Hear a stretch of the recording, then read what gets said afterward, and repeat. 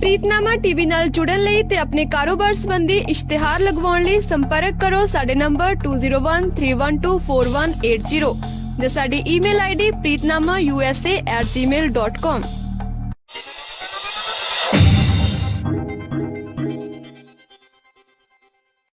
ਸਵਾਗਤ ਹੈ ਸਾਰਿਆਂ ਦਾ ਪ੍ਰੀਤਨਾਮਾ ਦੇ ਮੰਚ ਤੇ ਇੱਕ ਵਾਰੀ ਫੇਰ। ਆਵਾਜ਼ ਆ ਰਹੀ ਹੈ ਸਾਰਿਆਂ ਨੂੰ ਮੇਰੀ? Yes ma'am. Okay, thank you. जी ਸਵਾਗਤ ਹੈ ਸਾਰਿਆਂ ਦਾ ਪ੍ਰੀਤਨਾਮਾ ਦੇ ਮੰਚ ਤੇ ਇੱਕ ਵਾਰੀ ਫੇਰ। ਜਿਵੇਂ ਕਿ ਮੌਜੂਦਾ ਹਾਲਾਤ ਕਿਸੇ ਤੋਂ ਵੀ ਛੁਪੇ ਨਹੀਂ ਹਨ, ਅਸੀਂ ਗੱਲ ਕਰ ਰਹੇ ਹਾਂ ਅੱਜ ਫੇਰ ਕੋਵਿਡ ਦੇ ਬਾਰੇ। ਕੋਵਿਡ ਭਿਆਨਕ ਵਾਇਰਸ ਜਿਸ ਨੇ ਪੂਰੇ ਵਰਲਡ ਨੂੰ ਆਪਣੀ ਚਪੇਟ ਦੇ ਵਿੱਚ ਇਸ ਵਕਤ ਲੈ ਰੱਖਿਆ ਹੈ।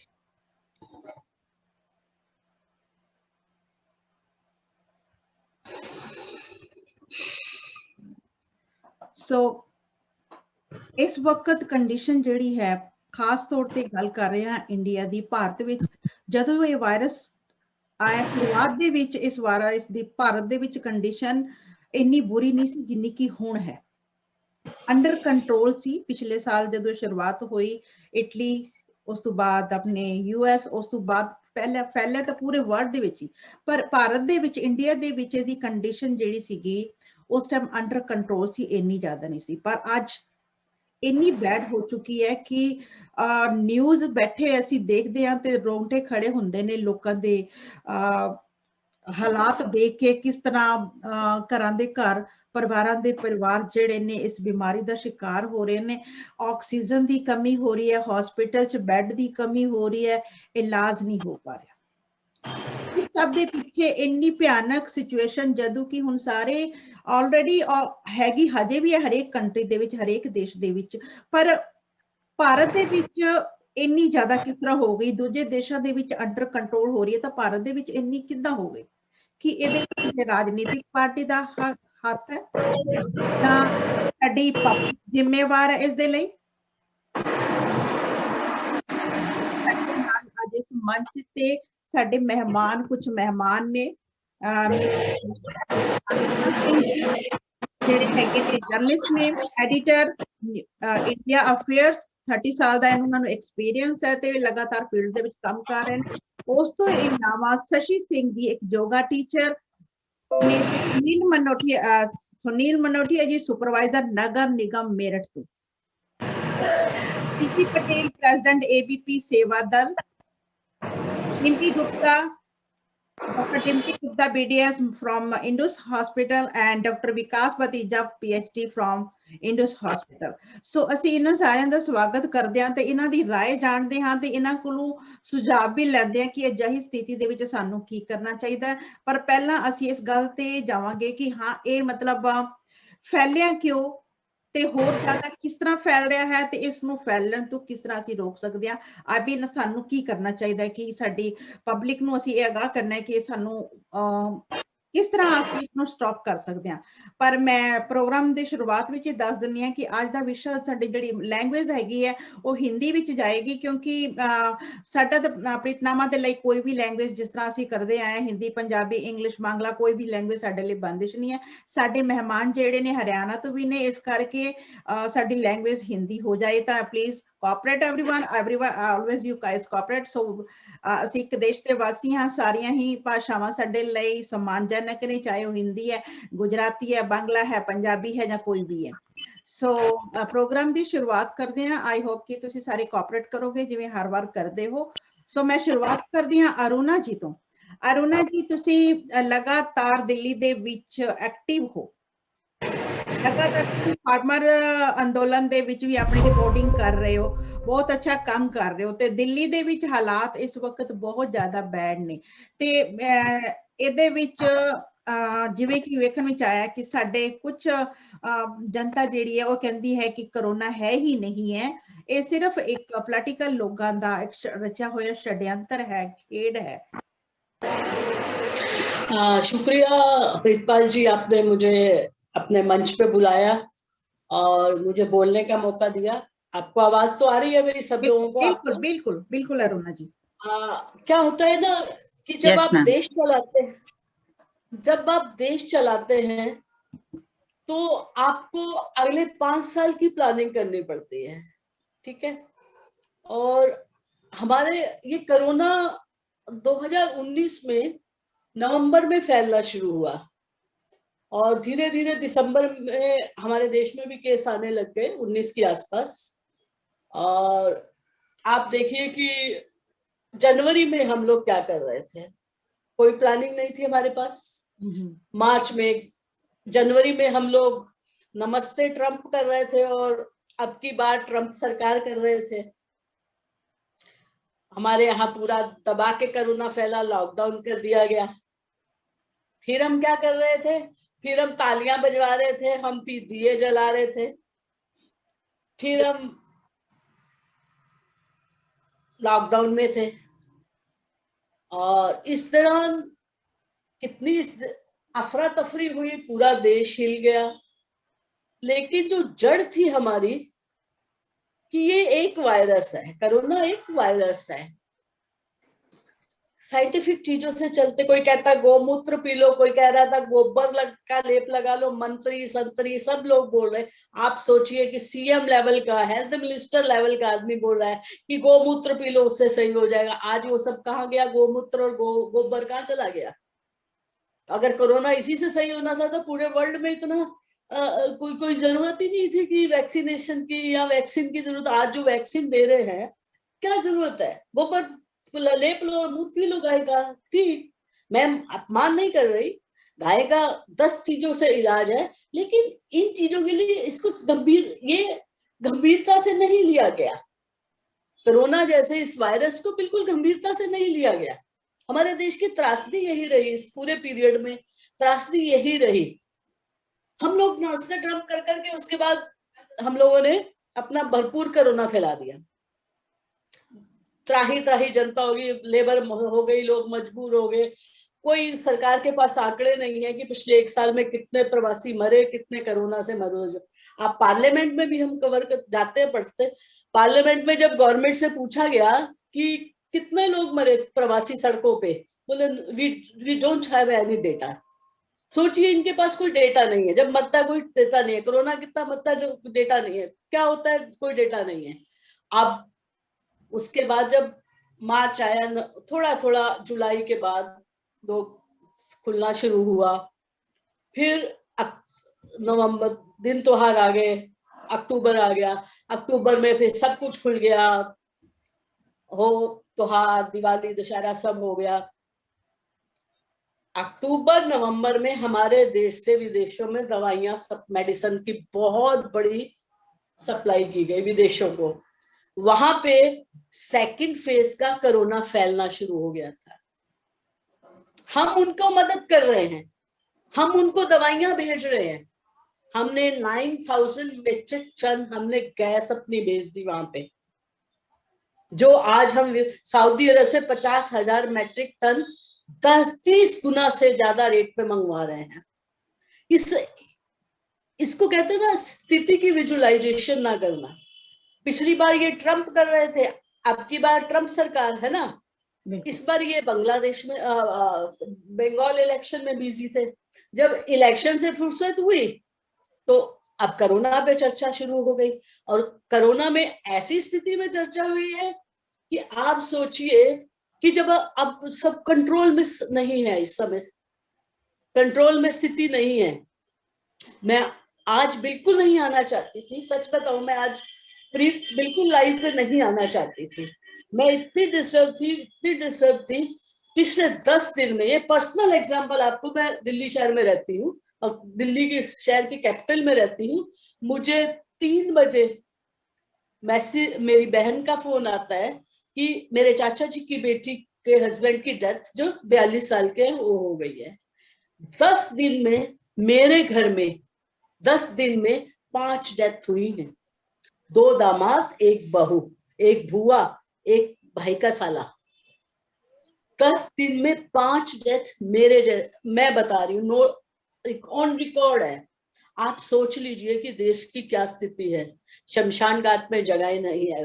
भुआ जी, मैंने फेसबुक पे, आप मेरे जाके देखिएगा, मैंने लिखा कि क्या क्या दिन देखना पड़ रहा है हम लोगों को। मेरे बुआ जी की डेथ दिल्ली के में जो लोग जानते हैं, मैं बस सुभाष नगर में हुई, उनको दाह संस्कार के लिए शमशान घाट नहीं मिला, उनको इस दिल्ली हम लोग लेके आए। तो आप सोच लीजिए इस समय किस स्थिति में हम गुजर रहे हैं। अब फैक्चुअल बात की जाए, फैक्चुअल बात क्या है, हमारे देश में 130 करोड़ जनता है। आप क्या जानते हैं कि हमारे देश में कितने हॉस्पिटल हैं? हमारे देश में कुल जमा 70,000 हॉस्पिटल है। 130 करोड़ के ऊपर 70,000 हॉस्पिटल, मतलब ऑलमोस्ट आप कैलकुलेट कर सकते हैं, ऑलमोस्ट 2 लाख के ऊपर एक हॉस्पिटल है। 2 लाख लोगों का भार एक हॉस्पिटल पे आता है। उस हॉस्पिटल में आप बताओ कि कहां से हम इलाज करेंगे? 130 करोड़ लोग। और पिछले कुछ सालों में हमारे देश में नाम मात्र एक आधा हॉस्पिटल बना हो तो बहुत बड़ी बात है, स्टेट लेवल पे बने हो, 2-4 बने हो, लेकिन पिछले एक अरसे से कोई हॉस्पिटल नहीं बने। हाँ, मंदिरों में बहुत सारा पैसा इकट्ठा हुआ है, मंदिरों के लोगों के घर में जाके जबरन भी पैसा इकट्ठा कराया गया है, लेकिन आज जब वो इस समय क्राइसिस हो रहा है तो वो सब कोई कुछ नहीं है सामने आ रहा मदद करने के लिए। अब दिल्ली की बात कीजिए, दिल्ली में 2 करोड़ लोग रहते हैं। आपको पता है दिल्ली में कितने बेड है? हॉस्पिटल कितने हैं? छोटे मोटे बड़े सरकारी सब मिला के 600। सरकारी आंकड़े, मैं अपने आंकड़े नहीं दे रही हूं, ये PIB गवर्नमेंट ऑफ इंडिया के आंकड़े हैं। और 25,000 टोटल बेड है। आप कोविड के आंकड़े उठा के देख लीजिए कि रोजाना हमारे देश में कोरोना से पीड़ित दिल्ली में कितने केस हैं। दिल्ली में देश के पूरे लेवल में जितनी डेथ हो रही है ना, 20% लोग दिल्ली में मर रहे हैं। ये हालात ऐसे ही नहीं हुए हैं, ये हमारे हुक्मरान की लापरवाही से हुए हैं, अनदेखी से हुए हैं, दूरदर्शिता से हुए हैं। वो प्लान नहीं कर पा रहे, उनको लग रहा था कि ये छोटा मोटा वायरस है और चला जाएगा, हम गाय मूत्र या फला गोबर लगा लेंगे या हवन कर लेंगे या ये कर लेंगे, वायरस खत्म हो जाएगा। मैं इन चीजों को किसी को डिनाई नहीं करती, मैं खुद पूजा ये सब बिलीव करती हूँ, सब कुछ करती हूँ, लेकिन साइंस तो एक जगह आके रुकती है ना, साइंस तो रुकती है। जब दूसरे देशों में आप मदद कर रहे हैं, दवाइयां भेज रहे हैं अक्टूबर-नवंबर में, क्या आपको नहीं पता था कि आपके देश में भी ये वायरस फैल सकता है? क्या हम लोग अमृत छक के आए हैं क्या? अब कहाँ है? अब एग्जाम्पल नंबर 3, अब मैं दिल्ली का खाता, इसमें कोई फैक्चुअल, आप कोई भी नेट पे जाके इन सब फैक्ट्स को चेक कर सकते हैं, क्रॉस चेक कर सकते हैं। अब तीसरा, दिल्ली में जब पिछली बारी कोरोना हुआ तो बहुत क्राइसिस हुआ और 10,000 पेशेंट के लिए हॉस्पिटल बनाया गया।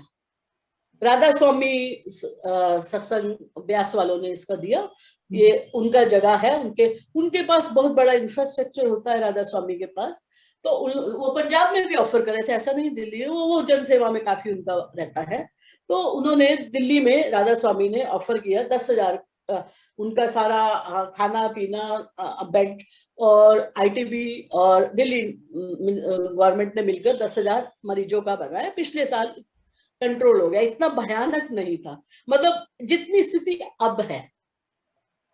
10,000 अक्टूबर-नवंबर में आप दवाइयां विदेशों में भेज रहे हैं, ऑक्सीजन दूसरे देशों को सप्लाई कर रहे हैं, आपको ये ख्याल नहीं है कि अपने लोगों के लिए क्या होगा? बताइए, अपने लोगों को दवाई चाहिए होगी तो क्या करेंगे आप? फिर एक सही मंगवाएंगे क्या? इंपोर्ट करेंगे?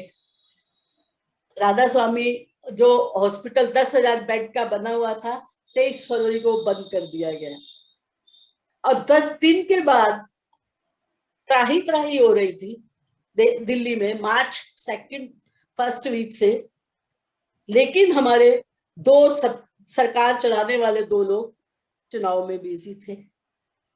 अब आप कहो तो जेल में डालेंगे आपको जी, अब क्योंकि हम सच बोलते हैं तो ठीक है डाल लो भाई, अगर सच बोलने की यही सजा तो तैयार है, अब तो तैयार है। अब बर्दाश्त से सीमा खत्म हो चुकी है। लाखों लोग मर रहे हैं, आप दवाइयां नहीं दे रहे हैं, आप ऑक्सीजन नहीं दे रहे हैं, दूसरी ओर किसानों के नाम पे झूठे उन पे लगाते हैं कि ऑक्सीजन रोक दी, किसान ने आने नहीं दे रहे, वो अलग मुद्दा है, मैं उस मुद्दे पे चर्चा ही नहीं करना चाहती। मेरा सिर्फ इतना है कि एक कोरोना महामारी है, इंटरनेशनल लेवल पे है, दोबारा वेव आया है, और सबसे बड़ा इस समय नुकसान पता है इस वेव में क्या हो रहा है? मैं जितने भी जो अभी डेथ हो रही है ना, 25 साल का लड़का 25 साल का लड़का मैं जानती हूँ, मेरे साथ वाले हैं, उनका इकलौता बेटा 25 साल 35 साल यंग डेथ, ये सब न्यूज़पेपर भी बता रहे। आप बताओ कि हमारी यंग जनरेशन ही चली जाएगी तो हम क्या करेंगे? हमें इस पे बहुत सख्ती से सरकार को 1 महीना पहले ही, आपको जब आप अक्टूबर नवंबर में विदेशों को दवाई दे रहे थे, आपको उसी समय प्लान कर लेना चाहिए था, हमारे देश में भी वायरस आ सकता है। तो मैं मतलब मुझे समझ नहीं आ रहा कि हम क्या बोले क्या करें।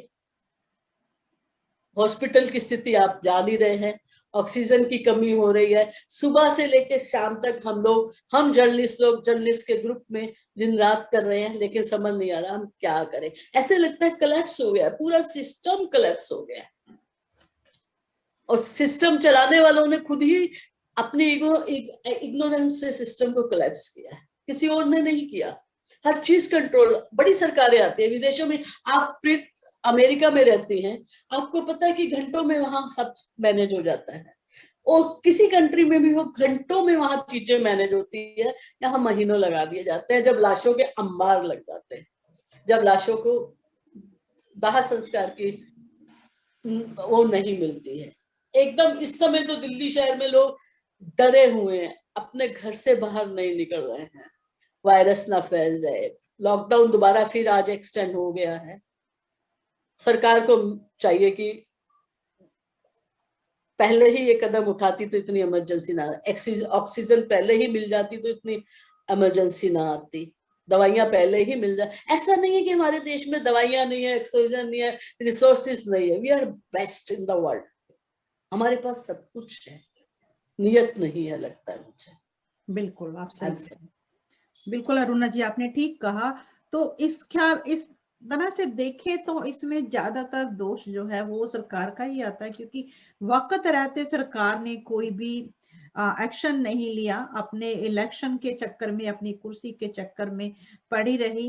तो मैं बात करना चाहूंगी शिल्पी जी से। शिल्पी जी, आपके मेरठ में भी बहुत सारे चुनाव का ऐसा मतलब ये सब रैलीज वगैरह तो आपके उधर भी चलती रही हैं, तो आपके उधर क्या कंडीशन है और आप क्या समझती हैं, जैसा कि सिचुएशन आज दिल्ली में है और पूरे भारत में है और लगातार बिगड़ रही है, इसमें आप क्या समझती हैं कि पब्लिक भी जिम्मेदार है या सरकार जिम्मेदार है? शिल्पी जी आपकी आवाज में म्यूट है, आई थिंक म्यूट हटा लीजिए। हाँ जी अब ठीक है।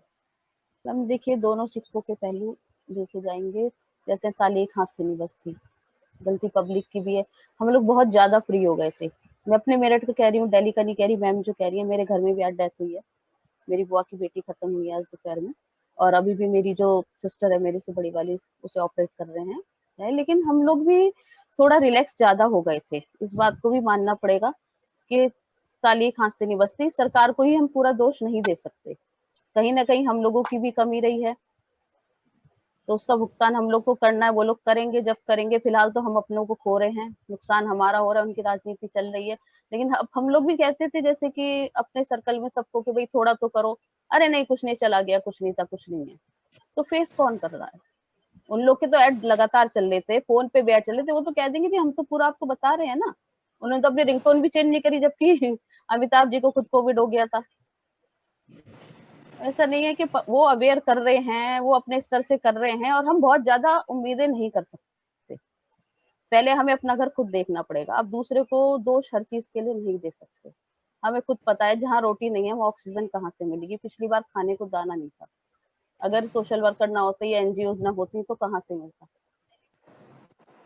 थोड़ा तो कहीं ना कहीं हम लोग का भी फॉल्ट है, ऐसा मेरा मत है। शायद हो सकता है कि मैम अभी जो अन्ना मैम है वो बहुत ज्यादा फेस कर रही है, मेरे से बड़ी हैं, सीनियर है, मैं मानती हूँ। लेकिन वो ये देखिए, मैं अपने लोगों को ही दोषी ज्यादा ठहराऊंगी कि हमने उन्हें मौका दिया, क्यों जा रहे हैं हम रैलियों में, क्या लालच है आपका चुनाव में जाने का। हमें तो कोई नेता नहीं ले गया बुलाएगा घर तो पे बुला के। जाएगा। नहीं मैम, नेता बुला मैं भी पॉलिटिक्स से भर जुड़ी भर हुई हूँ। के लेके जा रहे हैं। नहीं नहीं, आप मेरी भाभी का है, कल चुनाव में है, कानपुर से वो खड़ी भी हुई है। मैं तो नहीं गई। रिश्ते खत्म होंगे ज्यादा से ज्यादा, इतना तो होगा। लेकिन ये नहीं, कि वो थोड़ी तो बहुत अभी देखिए फॉल्ट कहीं ना चलो कहीं। ये 1-to-1 चर्चा नहीं करते, लेकिन लाखों की जी रैली खुद ही प्रधानमंत्री ने बोला था बंगाल में हुई है, जी, तो वो एक वो भी कहीं सत्य ना है कहीं सब।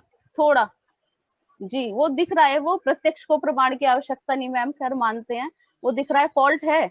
अगर मुखिया ही गलत होगा तो हर कोई हम लोग की तरह एकदम निष्ठुर तो है नहीं कि हाँ तुम कर रहे हो हम नहीं जा रहे, हमें कोई मतलब नहीं है। बहुत से लोग हैं अंधभक्त हैं, चल देते हैं, गलती है मानती हूँ, लेकिन कहीं ना कहीं थोड़ा फॉल्ट हमारा भी है, हमें उसे भी फेस करना होगा। बिल्कुल शिल्पी जी, आपने सही कहा कि अभी हम सब लोग ही कहते हैं कि जो पॉलिटिकल पीपल्स हैं, लीडर्स हैं, उनको अपनी कुर्सी की पड़ी है। तो वो अगर अपनी हाँ, कुर्सी बचाने के लिए रैलीज कर रही है तो पब्लिक का खुद का फर्ज बनता है कि वो अवॉइड करे। बंगाल की रैली में जो हमारे पास इस वीडियो गवाह पड़ी है कि कितनी तादाद में मोदी के रैली में लोग शामिल हुए और कितनी तादाद में लोग इफेक्टेड हुए। और सो कोई मास्क नहीं था, कोई कोई मास्क नहीं मास्क लगाया जा नहीं रहा था, कोई कुछ नहीं था। पहली बात तो गलती प्राइम मिनिस्टर की, वो हमारे प्राइम मिनिस्टर है, देश के रक्षक है।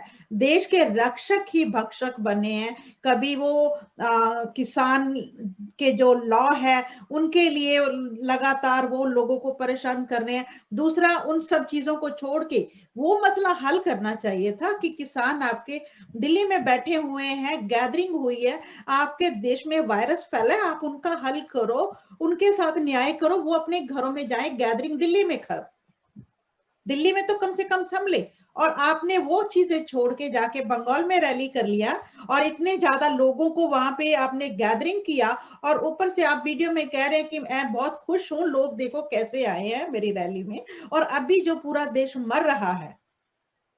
तो अभी आप क्या कहेंगे? आप क्या मोदी जी से, मेरा सवाल ये होगा कि अभी आप क्या कहेंगे इस बारे में? बात शिल्पी जी की भी ठीक है कि पब्लिक को खुद भी सोचना चाहिए कि अगर हमारे जो रक्षक है, हमारे मिनिस्टर है, हमारे देश के राजा लोग हैं, जनता की परवाह नहीं कर रहे, तो जनता खुद ही अपना रक्षक बने, खुद ही वो अपनी थोड़ी बहुत रखे कि हाँ जी हम लोगों ने, अपनी जान है तो जहान है। था। जान अभी तो वही हाल है। जान है तो जहान है, जान नहीं रहेगी तो आपका कोई नेता नहीं रहेगा, कोई देश नहीं रहेगा, कोई आपकी फैमिली नहीं रहेगा। इस विषय पे मैं जानना चाहती हूँ आपसे, सुनील जी, आप इस विषय में क्या कहना चाहेंगे? सभी को नमस्कार। पहले मेरा, मैं नगर निगम से हूँ, नगर निगम मेरठ से, स्वास्थ्य विभाग से सैनिटरी सुपरवाइजर हूँ। मैंने इस विषय में ये देखा है कि जिस तरह से 2000 पिछले साल जो ये हुआ था, उस टाइम पे जिन लोगों ने प्लान किया था, अब वही कंडीशन सेम दोबारा होने वाली है।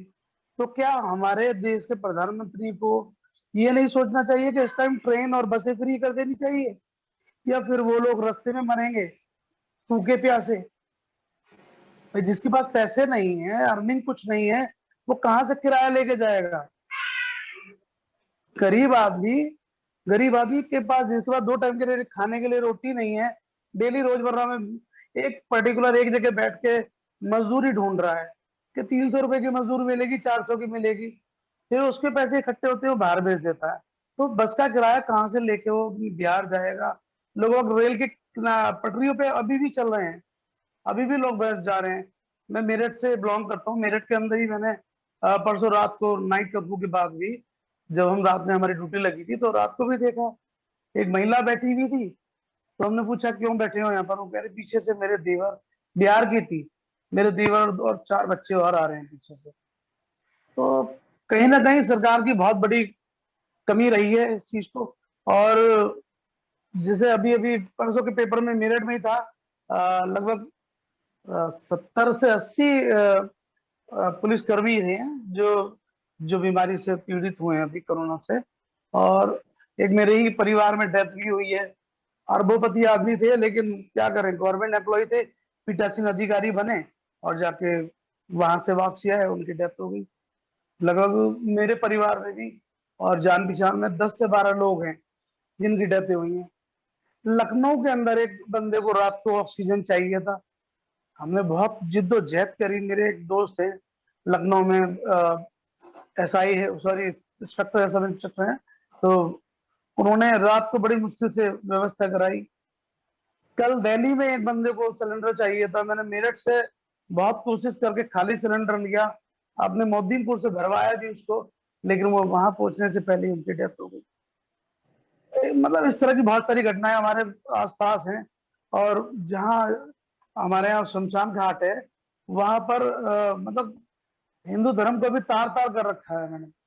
अब यकीन नहीं करेंगे, इतनी बॉडियां हैं, इतनी बॉडियां चल रही हैं कि मन विचलित हो जाता है। ऑटो के ऊपर सिंगल बंदा, एक छोटा सा बच्चा उसका रोता जा रहा है, और मिनी मेट्रो के ऊपर उसके बाप की बॉडी रखी है, जिसपे से लगभग 2-2.5 फुट उसके बाप के पैर दिख रहे हैं।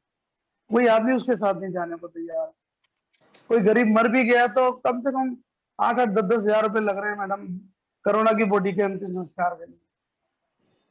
क्या करें, कुछ ना कुछ तो होना चाहिए। वैक्सीन नहीं लग पा रही है। अभी एक प्रेग्नेंट महिला थी, उसके बच्चे और उसका पति तीनों पॉजिटिव, मतलब पॉजिटिव थे नहीं, टेस्ट कराने गए हमारे यहीं मेरठ के अंदर, टेस्ट कराने गए और लगभग सुबह 8 बजे से बैठे थे वो लोग, 11:30 बजे तक लगभग 30-40 लोग और इकट्ठा हो गए। लेकिन बाद में पता चला उनके टेस्ट नहीं होने थे, फिर वो अपनी वाइफ को ले कहीं और चला गया। तो बहुत सारी दिक्कतें हैं, बहुत सारी दिक्कतें हैं। जैसे टोटल पुलिस जो है चुनाव में लगी हुई है यूपी की, इसलिए शहर में थोड़ा लोग बाग भी नहीं डर रहे हैं। गलती हमारे लोगों की भी है, हम भी बहुत समझाते हैं कि भाई मास्क लगाओ, दूरियां, मतलब सोशल डिस्टेंसिंग का फर्क रखो, लेकिन लोग भी नहीं मान रहे हैं। कहने के बाद भी हमने अपने क्षेत्र में अलाउंसमेंट भी करा रखा है अच्छी तरीके से। साफ सफाई का भी बहुत अच्छी तरह ध्यान रखा जा रहा है। हम लगभग संडे में भी छुट्टी नहीं कर रहे। पिछले साल हमने पूरे लगातार 1 साल जब तक महामारी रही, हमने एक छुट्टी नहीं ली। डे नाइट वर्क किया, सैनिटाइजर से मेरी पीठ भी जल गई थी, तो हम रात दिन हमने किया, लेकिन जनता भी नहीं मान रही। फिर देखा जाए कि किसी को कोई सब्जी चाहिए, या तो व्यवस्था ऐसी हो, सब्जी चाहिए ठीक है, किसी को हेल्पलाइन नंबर कॉल किया, सब्जी आ गई। अब कोई घर में से बिना निकले कैसे कुछ कर लेगा? खाने के लिए आटा, दाल, चीनी, चावल कुछ तो चाहिए, लेकिन जब व्यवस्था ही नहीं होगी तो जनता भी बाहर निकलेगी। बिल्कुल बिल्कुल तो सही कुल मिला के सरकार की, जो हमारे हुकूमत के जो वाला ये बैठे हैं, इन्हें कुछ ना कुछ करना चाहिए था। और अभी भी कुछ नहीं बिगड़ा। जितनी डेथें हो रही हैं, तो भगवान ना करे उससे भी और ज्यादा बढ़ सकती हैं, क्योंकि ऑक्सीजन नहीं है, डॉक्टर नहीं देख रहे हैं। जगह जगह सुनने को मिल रहा है कि यहाँ किडनी निकाल ली। उन हॉस्पिटलों पे, उन डॉक्टरों पे कोई भी कार्रवाई नहीं हो रही। स्कूल वाले अपनी मनमानी कर रहे हैं। तो गवर्नमेंट को इन चीजों पे एक्शन लेना चाहिए, नहीं, बल्कि आप बात तत्काल सही लेना कह रहे हैं। चाहिए। आपकी बात मैं बड़ी करती हूँ बीच में कि आप कह रहे हैं कि क्या पता अभी कितनी और बढ़ेगी। अब ये तो नहीं पता कि बढ़ेंगी या नहीं बढ़ेंगी, लेकिन शायद मोदी जी को पता है कि बहुत ज्यादा बढ़ेगी। जैसा कि एक फनी थिंग है, आप इसे जोक कह सकते हैं, लेकिन मैंने देखा है एक न्यूज़पेपर में, एक न्यूज में, कि 10,000 नियर अबाउट के जो उन्होंने चिताएं थी जलाने के लिए एडवांस में तैयार कर दिए। मतलब कि हमारे राजा को पता लग गया है कि लोग मरने वाले हैं, वो उनको रोकने की बजाय, ऑक्सीजन, हॉस्पिटल, दवाइयों का प्रबंध करने की बजाय चिताएं तैयार हो रही है, लकड़ी पे पैसा खर्च हो रहा है कि लोग मरेंगे, यहां जलाते जाओ। मुझे नहीं पता इसमें कितना शक है, ये या सच है या झूठ है। मैंने जो देखा किसी इंडियन न्यूज़पेपर में, किसी इंडियन खबर में, मैंने वो आप लोगों के साथ, सबके साथ शेयर किया है कि नियर 10,000 उन्होंने चिताएं तैयार की है, बकायदा लकड़ियां वगैरह लगा के सजा दी है चिताएं कि लोग मर के यहाँ लाके डाले जाओ। अगर उस सब की बजाय वो ऑक्सीजन के लिए लोग तड़प रहे हैं, दवाइयां नहीं है, उन चीजों का वो उनको फिक्र नहीं है, लेकिन चिताओं का फिक्र है। So this is really bad thing कि उनको एक सब करने की बजाय कि अपनी जनता की रक्षा करे, वो उनके लिए एडवांस में चिताएं तैयार कर रहे हैं। और अगर ये सच है तो ये दुनिया का पहला कंट्री होगा जो एडवांस में अपनी जनता के लिए चिता तैयार कर रहा है कि इसमें हमने अपनी पब्लिक को जलाना है बचाने की बजाय, अगर सच है तो। बाकी थोड़ा मीडिया जो है इंडिया का बीच में काफी कुछ गलत दिखाता भी है, मैं इसमें ये तो कोई दो राय नहीं है, तो सब अपनी अपनी मर्जी का दिखाते हैं। जो मैंने देखा मैंने उस पर विचार किया। सो डॉक्टर विकास, जैसे कि आप देख रहे हैं और आपने अभी तक सुना भी है कि इसमें सरकार का भी बहुत बड़ा हाथ है, यानी अगर मैं कहूं तो इसमें पब्लिक से ज्यादा सरकार का हाथ है। अगर 70% सरकार का हाथ है, क्योंकि ना तो उन्होंने रैली रोकी, ना कुंभ के मेले रोके। उनको पता है, छोटे शहरों में उन्होंने लॉकडाउन करवाया, कर्फ्यू लगाए, लेकिन दूसरी तरफ वो मेले की इजाजत दे रहे हैं, अपनी रैलीज कर रहे हैं इलेक्शन के लिए। इलेक्शन जो अभी मुलतवी किए, पोस्टपोन किए, वो उस समय भी किए जा सकते थे। पब्लिक गई, इफेक्टेड हुई, मेलों में भी, रैलियों में भी। और जैसे कि सुनील जी ने अभी कहा कि गरीब जो लोग हैं वो काम के लिए, उनका काम बंद हो जाएगा तो कहां से खाएंगे? कोई हेल्पलाइन तो नहीं है कि उनको राशन दे जाएगी। और अगर वो थोड़ा बहुत राशन देते भी हैं तो वो जो फायदा उठाने दूसरे तबके के लोग हैं जिनके पास कोई कमी नहीं है, वो फायदा उठा जाते हैं, लेकिन गरीब बेचारा फिर से भूखा मरता है। तो इस वजह से हमारे कुछ स्टेट में, जैसे पंजाब हरियाणा भी कह सकते हैं, कि ये ज्यादातर हो रहा है कि ये वायरस वगैरह कुछ नहीं है, लीडर्स ने सिर्फ अपनी एक षड्यंत्र रचा हुआ है, ये कोई वायरस वगैरह नहीं है, सिर्फ हम लोगों को दबाने के लिए, अपने वोटों के लिए उन्होंने ये किया। तो मैं आपसे ये पूछना चाहूंगी कि ये वाकई में एक मेरे मानने से, मैं अगर अपनी बात कहूं तो कहती हूँ कि अगर, जैसा मैंने पहले भी साझा किया था, कि अगर परिवार में किसी एक को इन्फेक्शन होता है, आंख दर्द होती है, खारिश होती है, जुकाम होता है, तो पूरी फैमिली को होता है। तो मेरे हिसाब से ये कोरोना भी बहुत बड़ी चीज नहीं है, ये भी एक लाइक इन्फेक्शन है। और अगर हम इस पे कंट्रोल करें, जैसे कि हम जुकाम खांसी बुखार में करते हैं कि हमारी फैमिली को कि थोड़ा सा उसका परहेज करते हैं, तो अगर ये सब करें तो हम इन चीजों से रुक सकते हैं, बचाव कर सकती है। लेकिन आपसे मैं ये जानना चाहूंगी कि इसके बारे में एक तो सरकार का हाथ, और दूसरा आप ये लोगों को बताएं कि वाकई में ये वायरस कितना डेंजरस है और इसके उपाय के लिए आप अभी भी कैसे अपने आप को सेव कर सकते हैं। सबसे पहले सभी को मेरा नमस्कार। और मुझे बहुत अच्छा लग रहा है, जो पिछले वक्ता थे उन्होंने बहुत अच्छे से सारी स्थिति को स्पष्ट किया है। जो प्रश्न मेरे सामने रखा गया है, वो सबसे पहले मैं सबको ये कहना चाहूंगा कि कोरोना जो है एक खतरनाक बीमारी के रूप में, महामारी के रूप में हमारे सामने है। इसको छोटा ना समझें, नजरअंदाज ना करें। सबसे पहली बात तो जितने लोग हैं वो, क्योंकि मैक्सिमम मैं देखता हूं कि लोग बड़े हल्के से इसलिए लेते हैं कि वो कहते हैं कोई बात नहीं, कई तो बल्कि इसके ऊपर पूरी डिबेट करते हैं। तो सबसे पहले हमें यह समझना होगा कि एक नई बीमारी है, खतरनाक बीमारी है, इसके बारे में ज्यादा रिसर्च नहीं है, अभी ज्यादा पता नहीं चला ये किस तरह अपना स्पेक्ट्रम चेंज कर रही है, स्ट्रेन्स आ रहे हैं नए नए। तो सब कुछ जो है जब हमें नहीं पता तो हमें ज्यादा चौकन्ना होने की जरूरत है। दूसरी बात जो है, सरकार के प्रति जिम्मेवारी आप कहती हैं मैं एक प्रश्न पूछता हूं कि किसको जिम्मेवार ठहराया जाए अगर सरकार को न ठहराया जाए? देखिए, जो कानून व्यवस्था है, जो नीति व्यवस्था है, वो सरकार ने निर्धारित करनी है। जैसे पिछले वक्ताओं ने कहा और बड़ी अच्छे तरीके से कहा कि ये जब दर्दनाक मंजर आज शुरू हो गया है और हम इस पे बात कर रहे हैं, सरकार को तो, जो घर का मुखिया होता है, उसको तो बहुत पहले सारी स्ट्रेटेजी बना लेनी चाहिए थी। हम अगर किसान मोर्चा अभी भी चल रहा है, देखिए, एक तरफ कोविड का प्रकोप है, एक तरफ लाखों की संख्या में किसान जुटे हुए हैं। मैं समझता हूं कि अगर मान लो किसान मोर्चे को ही डील कर लिया जाता, तो एक तरफ से हम देखते हैं कि सरकार गंभीर है। उसके बाद बंगाल के चुनाव हो गए और 5 स्टेट्स के जो थे, कुंभ का मेला हो गया, उसके बाद हर चीज की इजाजत है, शादी में जितने मर्जी लोग जाओ, कहीं जितने मर्जी लोग इकट्ठे हो। अब हमारा देश जो है एक विकासशील देश है, विकसित देश नहीं है, यहाँ अवेयरनेस कम है, तो सरकार की जिम्मेवारी बढ़ जाती है ऐसे।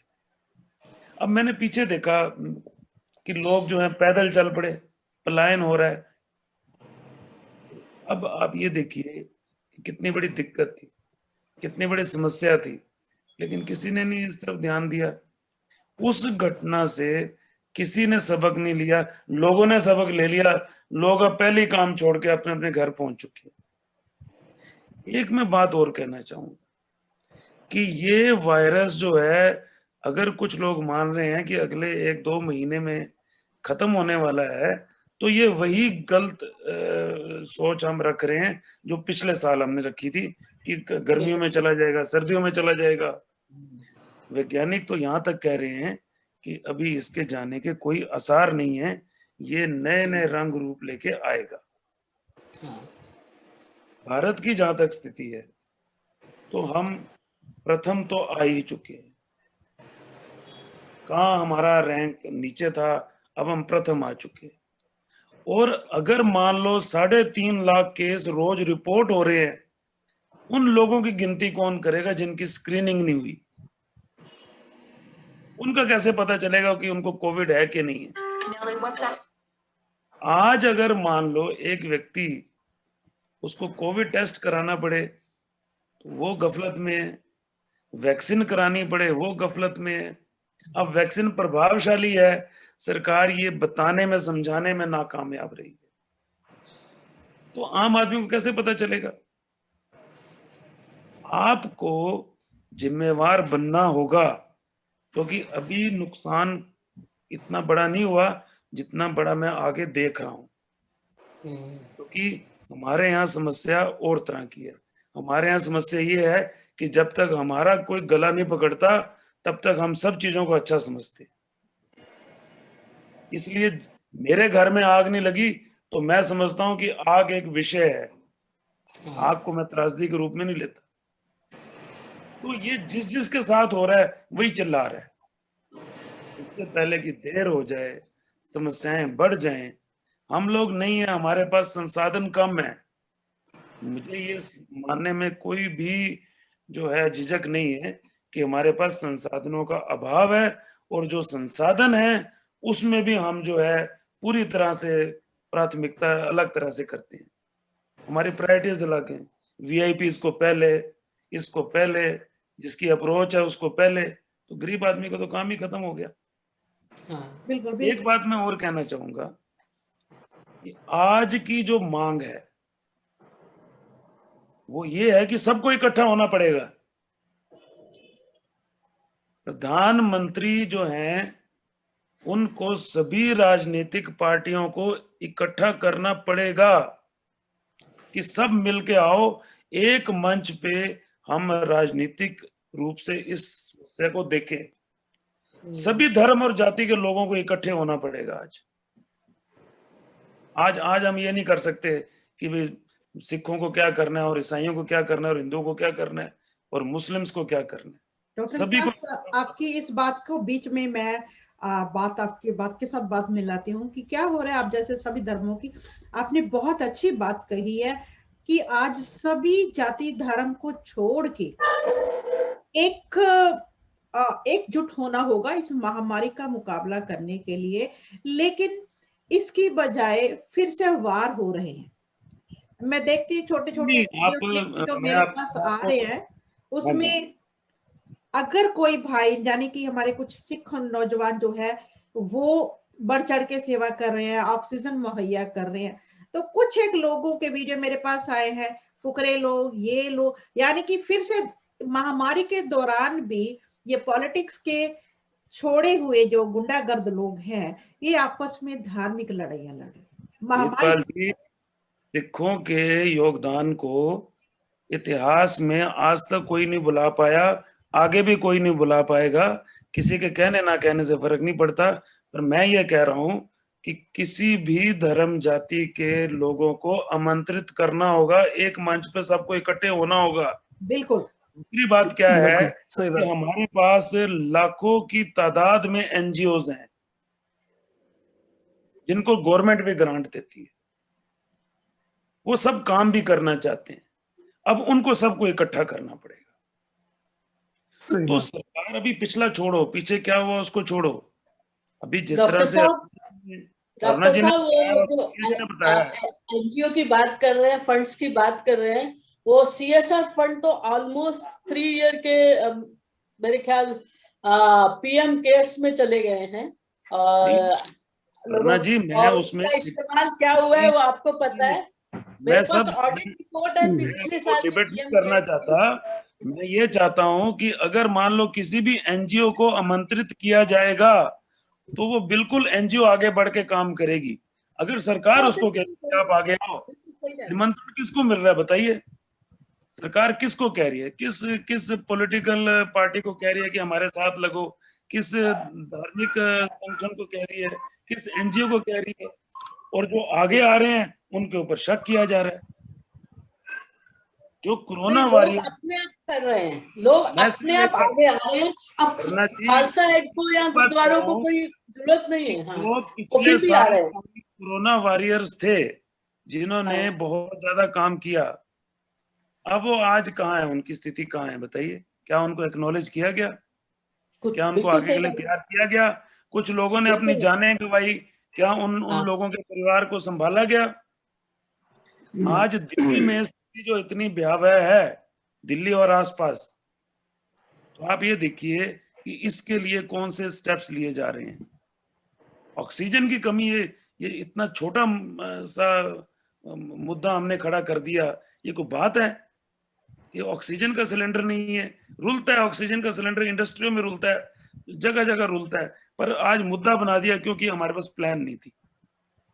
अगर मान लो दिल्ली में सुप्रीम कोर्ट ने कहा था कि 480 जो है मीट्रिक टन जो है ये ऑक्सीजन सप्लाई होनी चाहिए, क्यों 380 टन दी गई? क्यों 300 टन पे आ गई? क्यों नहीं जो है ऑक्सीजन सप्लाई को एसेंशियल सर्विसेज में लिया जा रहा कि किसी तरह से भी पहुंचाओ? ये सुनील जी कह रहे हैं कि ये खुद प्रबंध कर रहे हैं। तो ये मुझे लगता है कि फिर वही बात है कि आदमी आदमी के काम आ रहा है, तो सरकार की जिम्मेवारी तो ये नहीं रही।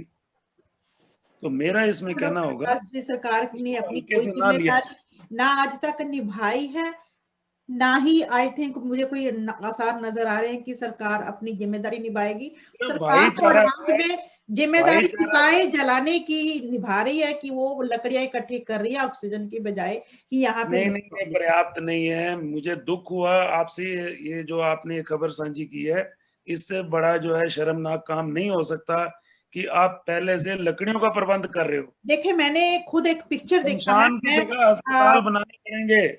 मैं शेयर भी कर शमशान बनाने देती। से काम नहीं चलेगा, अस्पताल बनाने पड़ेंगे।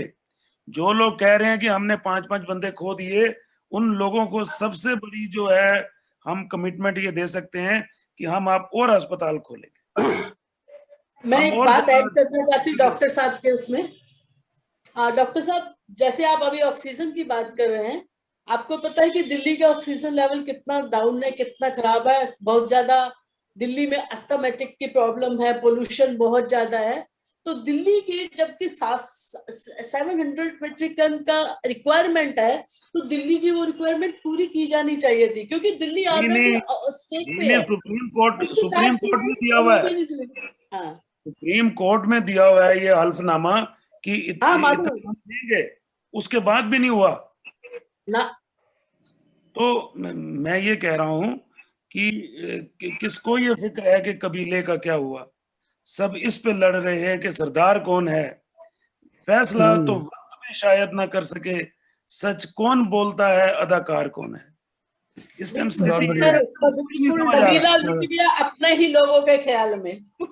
कबीला लूट लिया अपने ही लोगों ने, हम खड़े हुए देखते रह गए। मुझे जो है, मैं सही आपकी बात। बातें सुन के व्यथित हुआ हूँ, और मुझे लगता है कि ये जो हम जिस पे बात कर रहे हैं, ये इस पे सरकार को गंभीरता से चलना चाहिए। अभी भी बहुत कुछ हो सकता है, वरना इसके बाद हमारे हाथ में स्थिति नहीं रहेगी। विकास गंभीरता से कहाँ चलेगी? महामारी के दौरान आप कर्फ्यू लगा रहे हो, लॉकडाउन लगा रहे हो, रोजगार बंद है, पब्लिक रोजगार के लिए नहीं, उनके पास खाने के लिए पैसा नहीं। चंद लोग जो पैसे वाले हैं वो तो गुजारा कर रहे हैं, बाकी जो बेचारा लेबर सुबह रिक्शा लेके निकलता है, दिहाड़ी करता है, शाम को ताजी 2 रोटी लाके अपने परिवार को खिलाता है, वो कोरोना से ज्यादा तो लोग भूख से मर जाएंगे और मर भी रहे हैं। और क्या है, अच्छी वाइब्स नहीं आ रही, मैं आपको ये कहने की कोशिश कर रहा हूँ। बिल्कुल। तो सरकार ऐसे पीरियड के दौरान इलाज फ्री करने की बजाय उस पे भी पैसा बनाया जा रहा है, हर चीज के लिए पैसा। जबकि महामारी के दौरान देखिए, हमारे यूएस में भी बहुत बुरी हालत हुई है, अभी थोड़ा संभल गई है, लेकिन इन कंट्री में जो फॉरेन कंट्री है, कम से कम अगर महामारी कोई फैलती है तो इलाज फ्री होता है, टेस्ट फ्री होती है, पब्लिक अपनी रिस्पॉन्सिबिलिटी समझती है, उनको जरा सा डाउट होता है तो फटाफट डॉक्टर के पास जाते हैं, और डॉक्टर भी उनको गंभीरता से लेते हैं, और उनको पब्लिक को टेस्ट में अगर पब्लिक कोई प्रॉब्लम नजर आती है किसी तरह की, और वो जो आदमी है अगर उस चीज को गंभीरता से नहीं ले रहा, तो हॉस्पिटल वाले खुद गंभीरता से लेते हैं, कॉल करके बुलाते हैं कि आपके ये रिपोर्ट में आया है, इसलिए आपको अभी हॉस्पिटल में आना पड़ेगा। सो दे बोथ आर रिस्पॉन्सिबल और अपनी रिस्पॉन्सिबिलिटी समझते हैं। लेकिन हमारे भारत में क्या है, पैसा पीएम फंड में जमा करवाइए, राष्ट्र फंड में जमा करवाइए, लेकिन इलाज के लिए वो जब ऐसी स्थिति आती है, ये भयानक स्थिति इस समय क्रिटिकल जो चल रही है, इस पीरियड के दौरान भी किसी को कुछ मुहैया नहीं है, ना तो किसी गरीब को रोटी, ना किसी को अनाज राशन, ना किसी को डॉक्टरी सेवाएं, ना किसी को दवाइयां, इवन लोग कोरोना से कम, भूख से ज्यादा। अभी कोविशील्ड जो आया इंजेक्शन, हाँ इंजेक्शन की बात है रुना जी। हाँ सो इंजेक्शन एक ही कंपनी बना रही है, लेकिन 3 रेट है। हाँ, अब तो बताइए इंजेक्शन में भी भ्रम क्या है? मेरे नीचे भाई साहब भी बहुत सारे जो है, आप सबका स्वागत, जो भी वॉच कर रहे हैं, प्लीज इंसानियत की खातिर प्रोग्राम को शेयर कीजिए, जो सभी लोग इस चर्चा का उठा सके, फायदा सुन सके और समझ सके बात को कि हमारे लिए क्या फायदा है, क्या नुकसान है। तो बहुत सारे जो हमारे जो गोल्डी जी है, मेरे ब्रदर इटली से, वो कह रहे हैं कि हमारी पब्लिक जिम्मेदार है। हाँ जी, हमारी पब्लिक जिम्मेदार है, क्योंकि हम रिस्पॉन्सिबिलिटी नहीं समझे। हम ये कहते हैं कि लीडर्स को नहीं हुआ, उनका षड्यंत्र है, हमें भी नहीं होगा। लीडर्स को क्यों नहीं होता अगर कोरोना है तो? भाई साहब, मैं पूरे देशवासियों को ये कहती हूँ कि आप लीडर्स की इस बात के पीछे, पॉलिटिकल पीपल्स की और बड़े बड़े लोगों की इन बातों के पीछे मत जाएं कि कोरोना उन्होंने फैलाया है, उनको तो होता नहीं, ये तो उन्होंने फैलाया। नो, उन्होंने नहीं फैलाया, ये महामारी है, ये सच है। कोरोना बहुत ही क्रिटिकल सिचुएशन वाला है। उनको अगर हो भी जाता है, उनको हो सकता भी नहीं, क्योंकि उनके पास बहुत सारा, उनके पास पैसा है इलाज के लिए, खाने के लिए पर्याप्त सामान है, सब कुछ है, उनके पास सहूलतें हैं। अगर उनको जरा सी भी कुछ प्रॉब्लम आती है तो वीआईपी सर्विस मिलती है। हम आम पब्लिक जो है, जो मेहनत की खाते हैं, ताजी खाते हैं, हम लोगों को कोई डॉक्टरी सेवाएं जो फर्स्ट वीआईपी सर्विस में मिलेगी नहीं। हमें तो बेड नहीं मिलता, हमें तो ऑक्सीजन नहीं मिलती, हमें तो डॉक्टर भी नहीं मिलता, और डॉक्टर जल्दी जल्दी पकड़ता भी नहीं है पेशेंट को। सो इस तरह से अगर सोचे तो हम भी जिम्मेदार है इस सिचुएशन के। और दूसरा हमारे एक तरसेम जी कह रहे हैं कि मेडिसिन के बारे में। सो मैं ये सब मैं शेयर करना चाहूंगी, और मैं डॉक्टर विकास और डॉक्टर डिम्पी और सबसे भी बाद में इस बात पे डिस्कस करूंगी, लेकिन अभी मैं अपना विचार रखी हूँ कि ये जो वैक्सीन है इसके बाद प्रॉब्लम आती है। फर्स्ट डोज के बाद कईयों को आती है, थोड़ा बहुत बुखार होता है और आपकी आर्म स्वेल होती है, थोड़ी सावर हो जाती है, सूज जाती है जिसे हम कहते हैं। कईयों को बिल्कुल भी नहीं होती क्योंकि अंदर से इम्यूनिटी सिस्टम जो है वो स्ट्रॉन्ग होता है। सेकेंड डोज के बाद कम से कम आपको 40 डेज तक जो पब्लिक में जाना, पब्लिक प्लेसेस है, उसे अवॉइड करना चाहिए, ट्रैवल अवॉइड करना चाहिए, क्योंकि इस इंजेक्शन में भी एक वायरस होता है। एक वायरस को दूसरे वायरस से लड़ने के लिए बॉडी में डाला जाता है, और जब ये अपना वायरस जगह बनानी शुरू करता है तो शुरुआत में बॉडी का अंदर वाला सिस्टम वीक हो जाता है, और ऐसे वीक सिस्टम को लेके आप अगर पब्लिक प्लेस में निकलोगे, हॉस्पिटल जाओगे, बहुत सारी भीड़ वाली जगह पे जाओगे, रैलीज में जाओगे, मार्केट में जाओगे, परहेज ही नहीं रखोगे तो आप जल्दी कैच में आ जाओगे। किसी भी तरह की इन्फेक्शन आपको हो सकती है, वायरस भी हो सकता है, जुकाम, खांसी, बुखार भी हो सकता है। लेकिन एक बात और भी है, सेकेंड डोज के बाद बहुत सारे लोगों को वॉमिट होता है, बाजू स्वेल होती है, बॉडी पेन होता है, बॉडी बर्न होता है, खारिश भी आती है कई लोगों को। हमारे यहाँ पे भी मैंने खुद भी लिया है, मेरे फैमिली में कई लोगों को कुछ भी नहीं हुआ, लेकिन मुझे हुआ, मुझे बुखार हुआ, मुझे इरिटेशन हुआ, मेरे जो बिहेवियर में थोड़ा चेंज आया 2 दिन, मेरी बॉडी बहुत बर्न हुई, मैंने बहुत सफर किया 2 दिन। ये होता है क्योंकि ये एक वायरस है, ये इंजेक्शन भी एक वायरस है। एक वायरस दूसरे वायरस से लड़ने के लिए जब बॉडी के अंदर डाला जा रहा है तो उसे टाइम लगता है अपनी जगह बनाने के लिए। सो 1-2 दिन ये चीजें होना मुमकिन है और घबराने की कोई जरूरत नहीं है। इंजेक्शन सेफ है और लेना चाहिए। नंबर 2 कि अगर हम कहें कि वायरस लेने के बाद आप सेफ हो गए हो, आपको आपका जो वैक्सीन है वो लेने के बाद, वायरस वैक्सीन लेने के बाद आप सेफ हो गए, नो, इट्स नॉट ट्रू। ये इंजेक्शन डॉक्टर साहब इसके बारे में ज्यादा बेटर बता सकते हैं, लेकिन मैं अपनी जो भी नॉलेज है, जो मैंने यहाँ से कलेक्ट की है और जो मेरा एक्सपीरियंस है, उसके हिसाब से मैं भी शेयर कर रही हूँ, अपना फर्ज समझते हुए कि ये इंजेक्शन जो है एक गारंटी नहीं है कि आपको कोरोना नहीं होगा। ये सिर्फ आपके बॉडी के इम्यूनिटी अंदर के जो सिस्टम है उसको थोड़ा स्ट्रॉन्ग बनाता है कि आप बीमारियों का मुकाबला करने के लायक हो जाओ। 100% की बजाय 20% आप पे असर हो और आप जल्दी ठीक हो जाओ, ज्यादा घातक ना।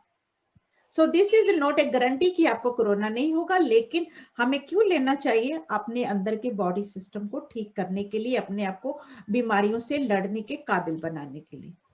इसके अलावा देसी नुस्खे भी, हमारा इंडिया तो देसी नुस्खों पर चलता है। देसी नुस्खे, दालचीनी, लौंग, ऐसी चीजों के कहवा वगैरह भी हम लोगों को दिन में एक बार जरूर यूज करने चाहिए। सो ये मैं तरसेम जी, मैं आप सबको ये कहना चाहूंगी कि घबराए नहीं, ये होता है, थोड़ा प्रॉब्लम आता है। सेकंड डोज के बाद ज्यादा प्रॉब्लम आता है, फर्स्ट डोज के बाद कम आता है। 40 डेज तक आपको थोड़ा सा अवॉइड करना चाहिए ट्रेवल्स को और पब्लिक प्लेसेस में जाने से। और अगर इमरजेंसी है, जाना ही है, आप अपना मास्क लगाएं, सैनिटाइजर साथ रखें और थोड़ा दूरी बना के रखें 6 फीट की। यहाँ जैसे कि हमारे यूएस में 6 फीट की बनाई जाती है दूरी, तो दूरी बना के रखें। और किसी भी चीज को छूने के बाद अपने हाथ अच्छे से धोएं, सैनिटाइजर करें, अगर तो साबुन नहीं है तो। सो इन चीजों का ध्यान रखें तो everything will be okay. So doctor TP, मैं आपसे ये जानना चाहूंगी कि जो इंजेक्शन से हमारे नीचे कुछ भाई बहन है वो भी इस बारे में डाउट फील कर रहे हैं, और मैंने भी सुना है, बहुत सारे मेरे पास वीडियोस भी आए हैं कि इंजेक्शन जो है लोगों में तरह तरह का भ्रम आ रहा है। और एक फनी बात मैं एक और आपसे मैंने कल सुनी है, आप लोगों से शेयर करना चाहूंगी। एक फनी थिंग, मेरे एक जान पहचान के कोई इंडिया से अभी अभी आए, तो उन्होंने मेरे को ये पता चला कि कुछ लोग वहां पे इस बात को नसबंदी से जोड़ रहे हैं। ये एक गवर्नमेंट की चाल है, ये इंजेक्शन जो है वो बांझ बना देता है। औरतों को और पुरुष का एक लाइक नसबंदी टाइप हो जाता है। सो आप इस बारे में, एक तो मुझे इंजेक्शंस के बारे में आप वो बताएं सारे सबको कि ये सेफ है और किस तरह वर्क करता है और ऐसा कोई भ्रम नहीं है। और दूसरा इसके मुझे आप ये फ्री में है या इसको पैसे दे के लगवाया जा रहा है, ये जरूर बताएं। Hello all.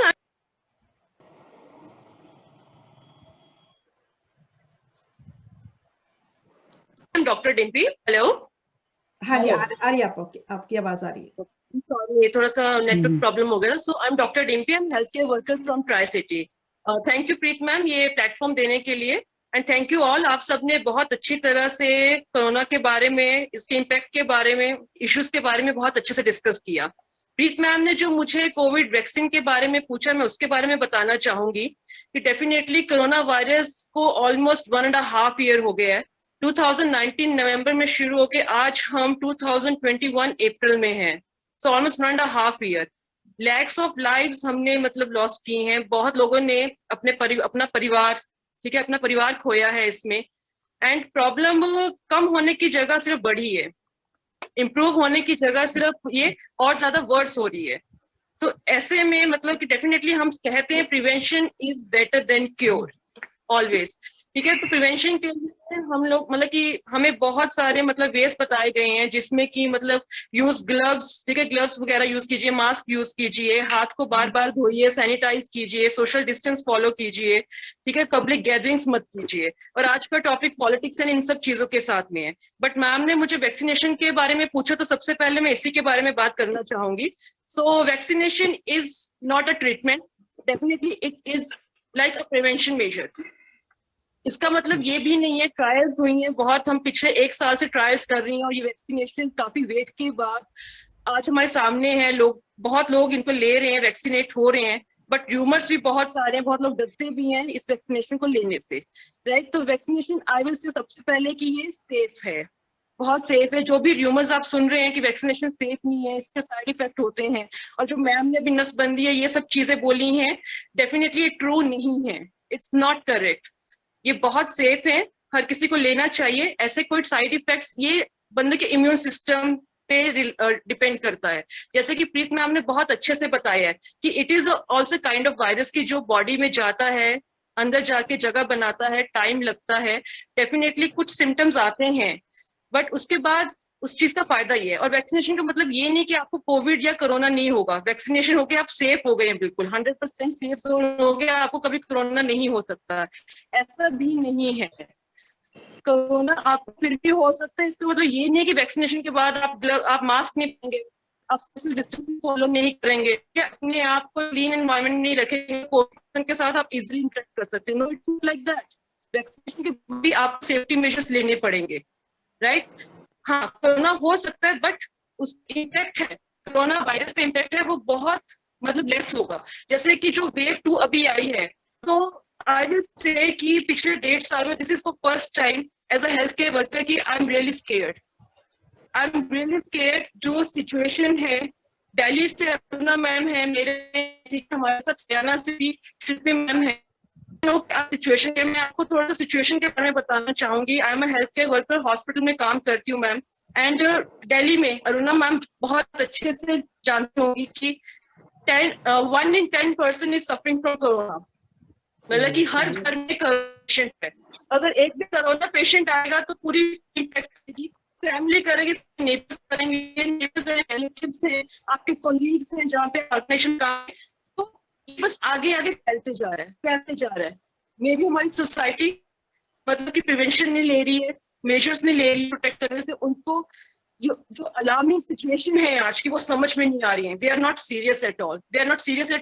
Every day every second I am getting messages, calls from Delhi से, जयपुर से, हर जगह से, हरियाणा से मेरे को कॉल्स आ रही हैं कि मैम प्लीज बेड अरेंज कर दीजिए, ऑक्सीजन नहीं मिल पा रहा है, एम्बुलेंस अरेंज नहीं हो रही है, वेंटिलेटर नहीं मिल रहा है, हमारे पेशेंट को please, we are ready to pay the money, मतलब जितना आप बोलेंगे उतना पे कर देंगे, प्लीज आप हमारे पेशेंट को बेड दे दीजिए, अपने हॉस्पिटल में चाहे नीचे जमीन पे लिटा दीजिए, स्ट्रेचर दे दीजिए, we are ready to sell everything, हमारे पेशेंट को बचा लीजिए। मैं आपको सिचुएशन के बारे में क्या बताऊं, हमारे डॉक्टर्स हेल्पलेस हो गए हैं, डॉक्टर्स मतलब कि डॉक्टर्स का क्रंच है, नर्सिंग स्टाफ का क्रंच है, हेल्थ केयर वर्कर्स मतलब कि दे आर लिटरली क्राइंग कि हम रिसोर्सेज का प्रॉपर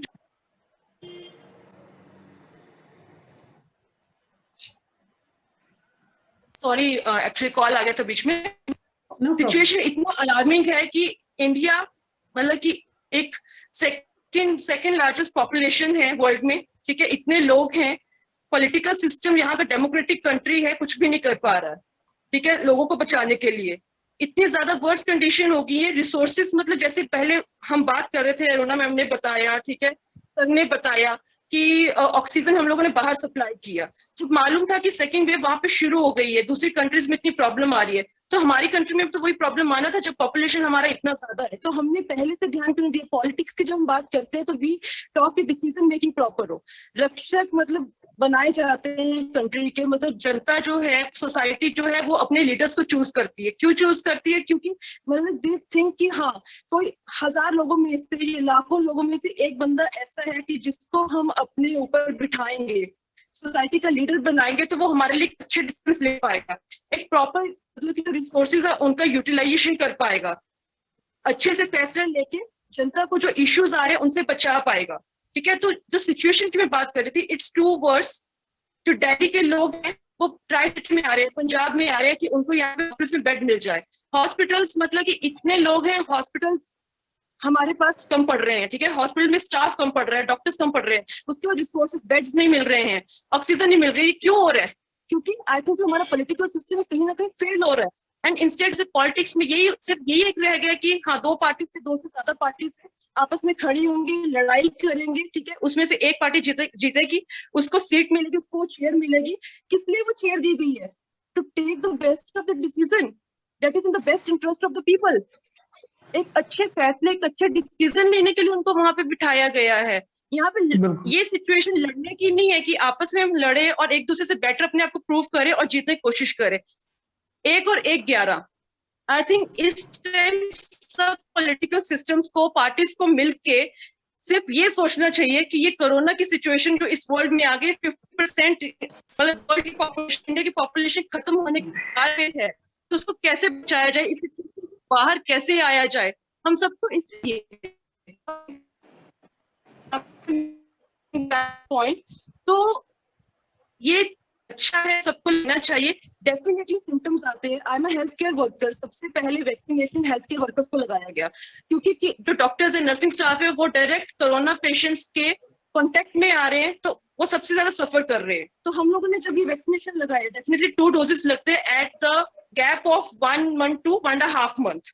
तो उसके सिम्टम्स में क्या था कि आपके बाजू में यहाँ पे आपको वैक्सीनेशन शॉट दिया गया है, तो पे आपको पेन हो सकता है, ठीक है, हल्का बुखार आएगा, ठीक है, बॉडी आपको हो सकता है, वीकनेस फील हो सकती है, नॉजिया हो सकता है, वॉमिटिंग, ठीक है, एंड चिल्स, ये सब चीजें डेफिनेटली होती है। बच्चे को हम छोटे बच्चे वैक्सीनेशन देते हैं तो आई थिंक छोटे में भी ये सब इश्यूज आते हैं, आप सबको मालूम है इस चीज का। तो वही चीज बड़ों में हमें आगे जब हम वैक्सीनेशन लेंगे, बट वो 1-2 दिन के लिए। हमने हर तरह के केस सुनने हैं, जैसे मैम ने बोला कि कुछ पेशेंट्स में सिम्टम्स आ रहे हैं और कुछ में नहीं आ रहे हैं, तो वो ऐसा क्यों हो रहा है? एक्चुअली कनेक्ट हमारे इम्यूनिटी से। एक बंदा बहुत स्ट्रांग है, ठीक है, काम करना है, हार्ट है, कोई डिजीज नहीं है, कोमोर्बिडिटी नहीं है, सिम्टम्स बहुत रेयर है, ये होंगे ही नहीं। बट जिस इम्यूनिटी सिस्टम लो है, कोमोर्बिडिटीज है, बीपी रहता है, शुगर रहता है, डायबिटीज रहता है, उसका इम्यूनिटी सिस्टम बॉडी का डाउन हो चुका है। जो बॉडी का मतलब कि फाइट करने का कैपेसिटी होता है, because we are putting an external virus in the body, definitely वो कुछ ना कुछ तो इफेक्ट करेगा बॉडी में जाके। तो इसलिए जिनका इम्यूनिटी सिस्टम वीक है उसमें ये वायरस थोड़ा सा इम्पैक्ट ज्यादा कर रहा है। और ये भी न्यूज आई है, रूमर्स आई कि वैक्सीनेशन शॉट लिया और पेशेंट एक्सपायर हो गया। तो मैं ये कहूंगी कि it's not just because of the vaccination thing, patient का अपना इम्यूनिटी सिस्टम ही बहुत पुअर है कि वो इस चीज को ले नहीं पाया।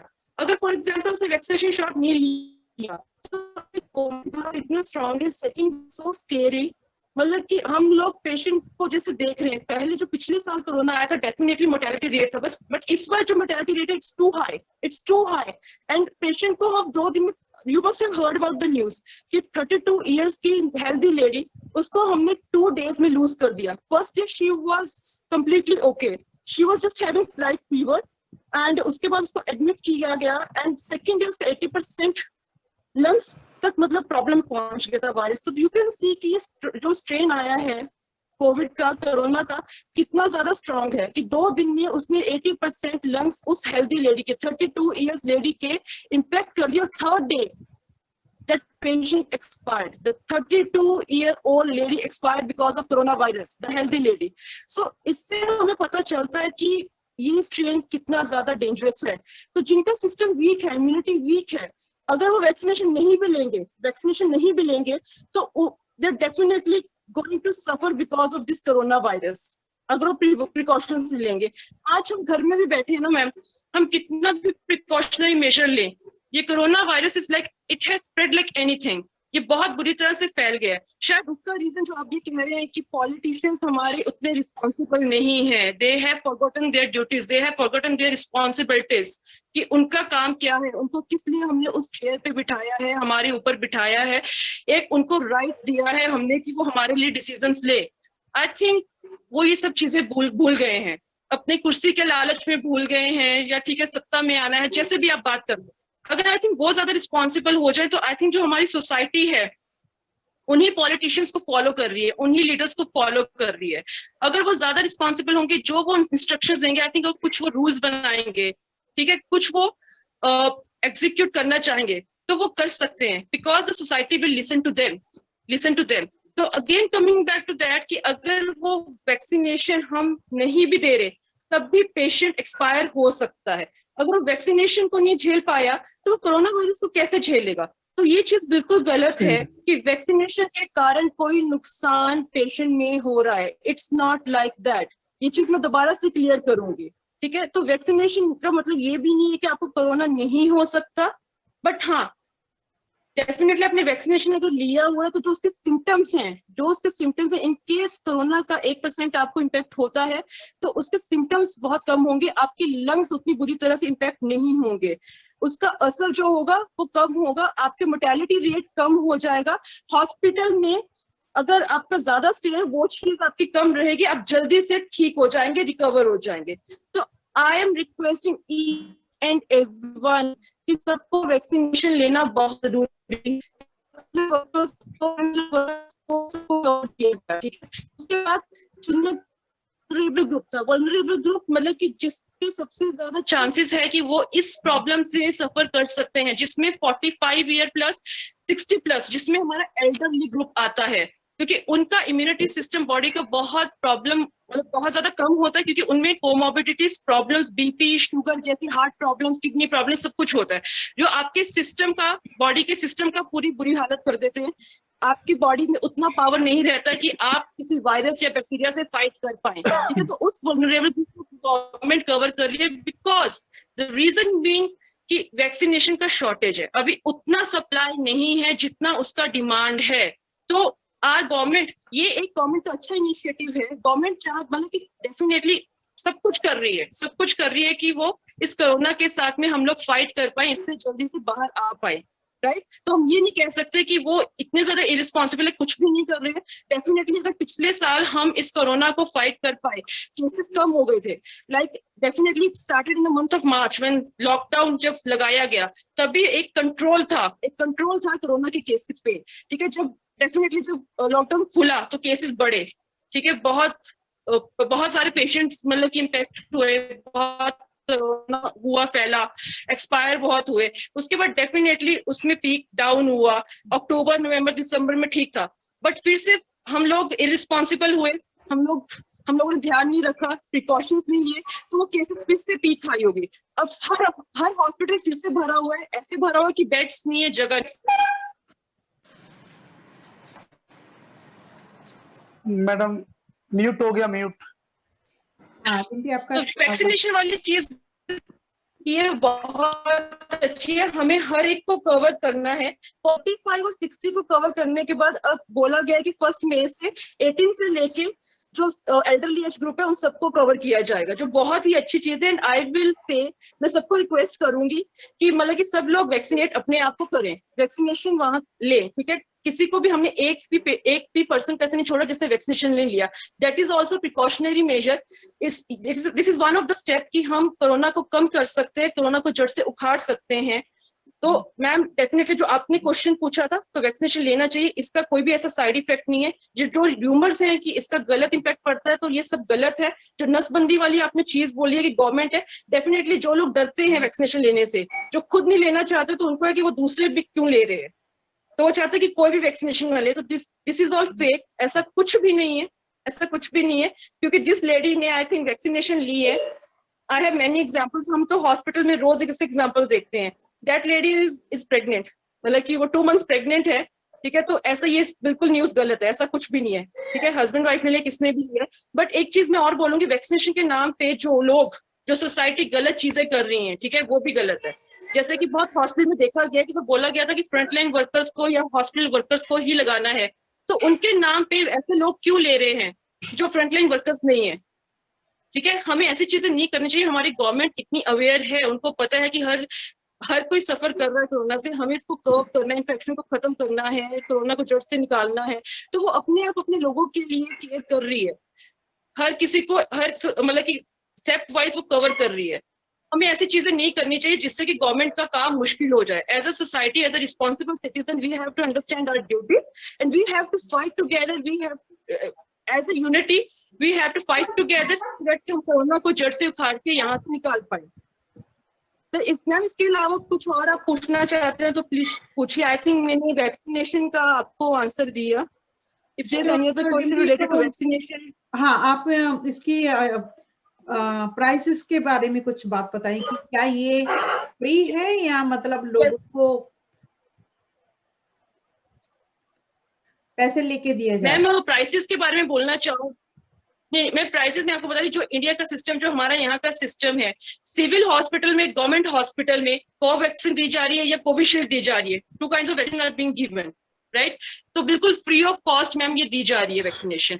मतलब there is a app, CoWIN app है, ठीक है। उसमें आपका रजिस्ट्रेशन किया जाता है, आपको आधार कार्ड दिखाना होता है जिससे आपकी एज का कंफर्मेशन किया जाता है, नेम दिया जाता है, प्रॉपर आपको मैसेज आता है, एंड देन आपको वैक्सीनेशन शॉट दिया जाता है। उस दिन आपको किस टाइम पे, किस डेट को आपने वैक्सीनेशन शॉट दिया, यू विल बी गिवन, आपको एक मैसेज भेजा जाएगा जब आप ऐप में अपने आप को रजिस्टर करते हैं, right. And then at the same time वो आपको एक मैसेज भेजेंगे कि आपका नेक्स्ट डोज कब है, और आपका फीडबैक भी लिया जाएगा। और फीडबैक में ये चीजें पूछी जाती है कि आपने जब वैक्सीनेशन लिया, आपके जो हेल्थ केयर वर्कर ने आपको सब चीजें अच्छे से एक्सप्लेन की, आपको कोई दिक्कत तो नहीं आई, आपको कोई साइड इफेक्ट तो नहीं आया, आपको मेडिसिन दी गई वैक्सीनेशन देने के बाद। तो मतलब गवर्नमेंट ने सिस्टम बहुत स्ट्रॉन्ग किया है। जहां तक पैसों की बात है, no, it is free of cost. Definitely जो प्राइवेट हॉस्पिटल में वैक्सीनेशन दी जा रही है मैम, जैसे I also work in health care sector, hospital में काम करती हूँ, हम लोग भी दे रहे हैं। तो प्राइवेट सेक्टर में डेफिनेटली हम कोविशील्ड जो जा रहे हैं, we are charging ₹50 for that ma'am, ठीक है। बट अगर कोई मतलब ऐसे लगाने से कुछ चाहिए, पैसों का वो नहीं है। आप जो पैसे नहीं दे सकते हैं, ठीक है, हमारी पुअर क्लास भी है, हॉस्पिटल में जाए, गवर्नमेंट सेक्टर में जाए, वहां बिल्कुल फ्री ऑफ कॉस्ट में मिलेगा वैक्सीनेशन। ये वाला 2 doses बिल्कुल फ्री ऑफ कॉस्ट है। अगेन बिल्कुल, thank you so much Rimpy, आपने बहुत अच्छे से एक्सप्लेन किया। सो आई रिक्वेस्ट ऑल कि आपको जो वैक्सीन है वो लेनी चाहिए। हाँ, ये गारंटी नहीं है कि आपको कोरोना नहीं होगा या कोई इन्फेक्शन नहीं होगी, लेकिन ये आपके बॉडी सिस्टम को अंदर से मजबूत बनाता है ताकि आप बीमारियों से लड़ने के काबिल हो जाए। सो दूसरी बात ये है कि जैसे हमारे नीचे रविंदर जी हैं, वो कह रहे हैं कि बीमारियां तो और भी बहुत सारी हैं, कोरोना कोई क्यों ले रहे हैं। बीमारियां बहुत सारी हैं, जैसे कि मैंने स्टार्टिंग में भी कहा कि कोरोना इज नॉट लाइक कि कोई अलग बीमारी है या कोई ऐसी चीज है जिसका हल नहीं है। Corona is like infection too, because मैंने जैसे एक्सप्लेन पहले किया, दोबारा फिर से कर रही हूँ कि घर में अगर किसी को जुकाम होता है, अगर हम करीब करीब रहते हैं तो सारी फैमिली में हो जाता है, नॉर्मली बात है। और ये खारिश जैसी एक ऐसी बीमारी भी है इंडिया में। देखो कि अगर एक में खारिश होती है, एक फैमिली में जा पूरी होती है, पूरी फैमिली में होती है, पूरी मोहल्ले में हो जाती है। बहुत सारी बीमारियां, प्लेग, डायरिया गर्मियों में फैलती हैं। बहुत सारी बीमारियां और भी है, लेकिन कोरोना जो अभी जो ये महामारी सारे वर्ल्ड में फैल चुकी है तो ये भी इन्फेक्शन, और हम इसमें जो है फॉरेन कंट्री में अंडर कंट्रोल इसलिए हो गई क्योंकि जो जनता है वो भी अपनी रिस्पॉन्सिबिलिटी समझती है, और दूसरे डॉक्टर और गवर्नमेंट भी समझती है। वो लोगों को खाने पीने का रेंज जो है, उनकी जो फाइनेंशियल कंडीशन है उसको भी सेफ रखे हैं, और उनको इलाज भी फ्री मिल रहा है। अगर उनकी कुछ चीजें बंद है, मान लीजिए यहाँ पे स्कूल बंद है, मॉल्स बंद है, वर्कर फ्री है, वो काम के लिए नहीं जा रहे, लेकिन गवर्नमेंट उनको उनकी सैलरी दे रही है ताकि उनका घर परिवार चलता रहे। वो ये नहीं है कि वो घर बैठे हैं तो उनको कोई मिल नहीं रहा कुछ, वो अपना गुजारा नहीं कर सकते, भूखे मर रहे हैं। लेकिन इंडिया में ऐसा नहीं है। इंडिया में अगर किसी को कोई बीमारी आई है या महामारी है, ये कोरोना है, या कोई भी बीमारी फैलती है, तो ऐसी गवर्नमेंट की तरफ से कोई सहूलत नहीं मिलती। तो अगर गवर्नमेंट आपको सहूलियत नहीं देती तो फिर आप गवर्नमेंट के पीछे भागते क्यों हैं? आप क्यों रैलियों में जा रहे हैं अपने आप को मरवाने के लिए? आप क्यों मेलों में जा रहे हो? हम लोग इसके गवर्नमेंट से ज्यादा, मैं खुद बोलूंगी 70% गवर्नमेंट और 30% पब्लिक। लेकिन अभी के जो हालात है वो बंगाल की रैली और ये कुंभ का मेला और ऐसे हालात देखते मैं गवर्नमेंट का कसूर इसमें 50-50% का, दोनों का 50% कसूर कि नेता जो है, सवाल कक्का कोरोना कक्का कुर्सी, अगर मेरा आर्टिकल किसी ने पढ़ा हो कि सवाल कक्के का है। पहले कुर्सी वाले यानी पॉलिटिक्स ने कोरोना को यूज किया अपनी पॉलिटिक्स स्थिति को मजबूत करने के लिए, अब यूज किया लोगों को मरवाने के लिए, इलेक्शन की खातिर रैलियां और मेलों को इजाजत, गैदरिंग को इजाजत, छोटे छोटी में लॉकडाउन। अगर आप ये सब पहले, जैसे आप सब लोगों ने कहा, जितने भी मेहमान आप लोग बैठे सबने कहा कि स्थिति पर पहले ही कंट्रोल किया जाता, गैदरिंग ना की जाती,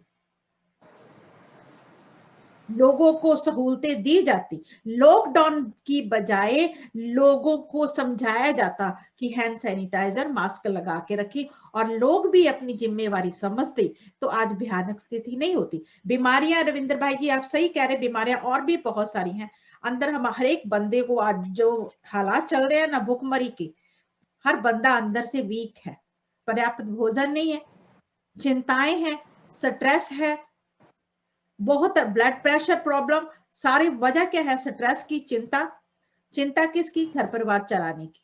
तो ये सब अगर चिंताएं होगी तो बॉडी बीमार ही होगी। तो इस वजह से जो अंदर से सिस्टम वीक है, तो उसको महामारी भी अपनी चपेट में जल्दी ले रही है।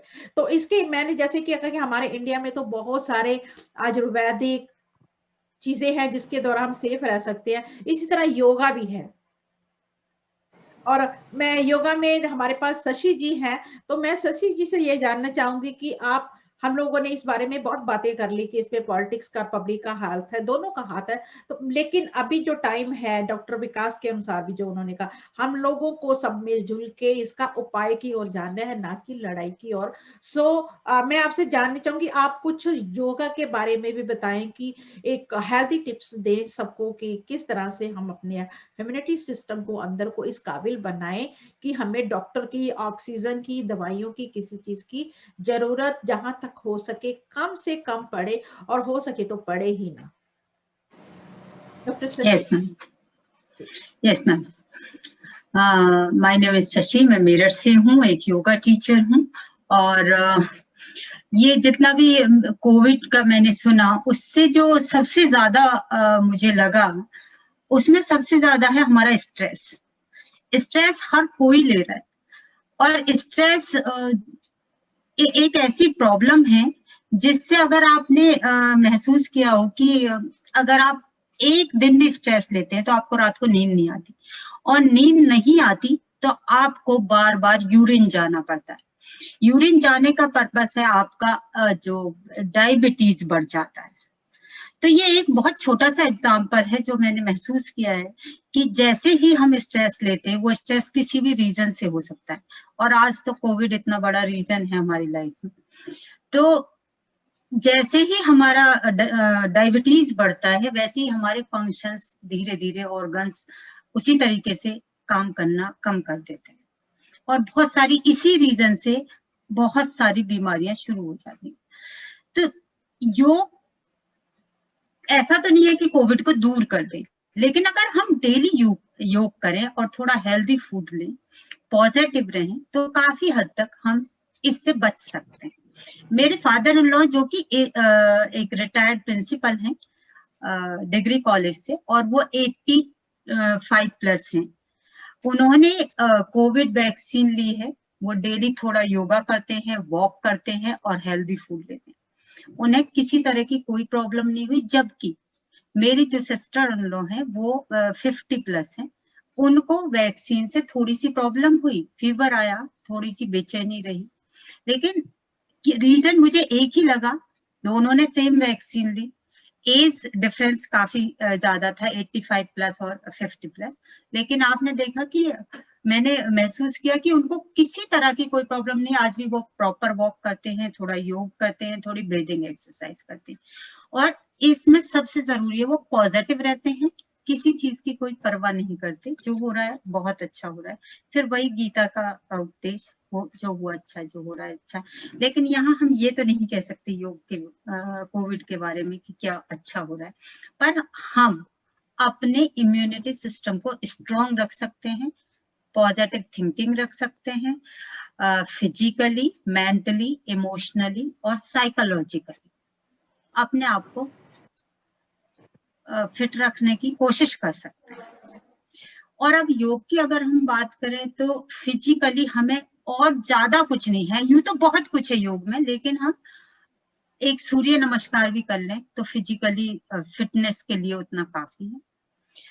दूसरा मेंटली हमें कुछ नहीं करना, बस छोटी छोटी संकल्प लेने, छोटी छोटी अनुप्रेक्षाएं लेनी है कि आज मुझे खुश रहना है, आज मुझे कोविड की कोई नेगेटिव न्यूज नहीं सुननी है, आज मुझे ये सुनना है कि कितने लोग ठीक होकर अपने घर चले गए, कितने लोग अपनों से मिले हैं आज 2 दिन हॉस्पिटल में रहने के बाद या इस बीमारी से निकलने के बाद। तो जब हम इस तरह की न्यूज सुनेंगे तो कहीं ना कहीं 2 लोगों के मिलने से जो एक पॉजिटिविटी फील होगी, अच्छा सोचेंगे, इसका बहुत बड़ा इफेक्ट आएगा। इमोशनली बहुत ज्यादा वीक हो जाते हैं हम जब हम नेगेटिव हो जाते हैं, लेकिन उसमें हम थोड़ी डीप ब्रीदिंग लें। डीप ब्रीदिंग बहुत कमाल का काम करती है, एकदम जादू का काम करती है, ये सब हमसे ज्यादा जानते हैं। जरा सा भी क्रोध बढ़ता है तो डीप ब्रीदिंग लो, बैकवर्ड काउंटिंग करो, तो आपको लगता है कि ब्रीदिंग, क्रोध काफी हद तक नॉर्मल हो जाता है। तो जिसमें ये प्राणायाम है, डीप ब्रीदिंग है, छोटे छोटे भस्त्रिका प्राणायाम है, ये बहुत अच्छे से काम करता है। साइकोलॉजिकली हम छोटी छोटी प्रेयर कर सकते हैं, ईश्वर से प्रार्थना कर सकते हैं, सब सुखी रहें, सब स्वस्थ रहें, सबके लिए दुआएं कर सकते हैं। तो मैंने देखा है कि ये बड़े मैजिक से काम करते हैं और हम काफी हद तक फिट रहते हैं। और मैं अगर अपनी बात करूं, शिल्पी मेरी स्टूडेंट रही हैं, आज पॉलिटिक्स में उनका नाम है, लेकिन बहुत सारी समस्याओं से मैं निकली हूँ, बहुत सारी समस्याओं से। लेकिन मैं सोचती हूँ अगर मैं योग से ना जुड़ी होती, मेंटली और फिजिकली थोड़ा सा अपने आप को अवेयर ना किया होता, तो मैं शायद किसी कोने में पड़े हुए अकेले रो रही होती। तो मैं समझती हूँ कि समस्या सबकी लाइफ में है, कोई ऐसा नहीं है जिसकी लाइफ में समस्या नहीं है, लेकिन हमें अपने आप को थोड़ा सा अंदर से चेंज करना चाहिए। पॉलिटिकल लोग अपना काम करते हैं, हमें भी अपना काम करना चाहिए। हमारी खुद की अवेयरनेस हमारे लिए बहुत ज्यादा जरूरी हो जाती है। और मैं ये, जहां तक मैं समझती हूँ कि जब तक हम खुद के लिए खुद से प्यार नहीं करेंगे, खुद को खुश और जिंदा नहीं देखना चाहेंगे, जब तक चाहे राजा हो या कोई भी नेता हो, वो हमारा कुछ नहीं कर सकते। हमें इंजेक्शन वो दे तो सकते हैं, लेकिन हम लगवा नहीं गए। आपको लाइव एग्जांपल देती हूँ अपने गांव का। मेरा गांव है बागपत जिले में। वहां पर एक दिन में 50 लोगों का रजिस्ट्रेशन हुआ और वैक्सीन लगाने के लिए गांव में लोग भी गए, लेकिन वहां पर सिर्फ 3 लोगों ने वैक्सीन ली। रीजन, अरे कुछ नहीं होता, सब बेकार है, कुछ नहीं है ये वैक्सीन वगैरह। वो डॉक्टर कहता है कि जब 50 लोगों के रजिस्ट्रेशन के अकॉर्डिंग ये वैक्सीन आई है तो 3 लोगों ने ली, तो जो बाकी वैक्सीन है वो तो बेकार गई। तो हम लोग कहीं ना कहीं बहुत केयरलेस हो रहे हैं, बहुत लापरवाही से हम काम कर रहे हैं। और जब बिल्कुल वो हमारे सर पे आफत आ जाती है ना, तो आज ही का दैनिक जागरण का लाइव एग्जाम्पल मैं दूंगी, मेडिकल कॉलेज की घटना है ये। सुबह 5 बजे ट्रक आता है ऑक्सीजन का, और वहीं पर जो मरीज के साथ में लोग थे, उन्होंने उस ट्रक को ही लूट लिया। ये आज दैनिक जागरण की घटना थी। तो हमारे जो जनता है, हमारे जो मरीज के साथ जो लोग हैं, वो इतने पैनिक हो जाते हैं कि कंट्रोल करना उनको काफी मुश्किल हो जाता है। और लेकिन अगर वो थोड़ा सा डीप ब्रीदिंग लें, थोड़ी सी एक्सरसाइज करें, तो उनको शायद इससे बहुत बच सकते हैं। मेरी एज 50+ है और मैंने भी वैक्सीन ली है। मैंने सिर्फ ये सोच के ली कि 70% इसका रिजल्ट आ रहा है, तो डूबते का तिनके का सहारा, वो एक कहावत है। तो 70 तो बहुत ज्यादा होता है। तो ये बहुत सारी चीजें हैं। पॉलिटिकल लोग अपना काम करते हैं, लेकिन हमें अपना काम करना चाहिए ईमानदारी से। अगर 100% मैं एक मदर का रोल प्ले कर रही हूँ या एक टीचर का रोल प्ले कर रही हूँ, तो मैं सोचती हूँ कि मैं अपना काम बहुत ईमानदारी से कर रही हूँ। बिल्कुल, thank you so much Shashi ji, आपने बहुत अच्छे से एक्सप्लेन किया। वाकई सही में बात है कि आज हर बंदे को बीमारी है, कोरोना ही नहीं, जरूरी नहीं कि कोरोना ही है। स्ट्रेस जो है, चिंता जो है, ये सबसे बड़ी भयानक बीमारी है, और सारी जो बीमारियां हैं वो इसी वजह से ही है। सो बेटर है कि हम हमारे आयुर्वेदिक तरीके अपनाएं और अपने योग का सहारा ले। हमारे पास तो ये एक अमीर कहते हैं कि हमारा एक जो भारत का, हमारे मुल्क के जो हमें विरासत में मिले हैं, योग हो गया, आयुर्वेदिक नुस्खे हो गए, घर में घरेलू मसाले जो हम यूज करते हैं, उनके द्वारा हमारे नानी दादी के जमाने में सब लोग वही यूज करते थे। और ये दवा जो है हमें आराम जरूर देती है, लेकिन साइड इफेक्ट ज्यादा देती है।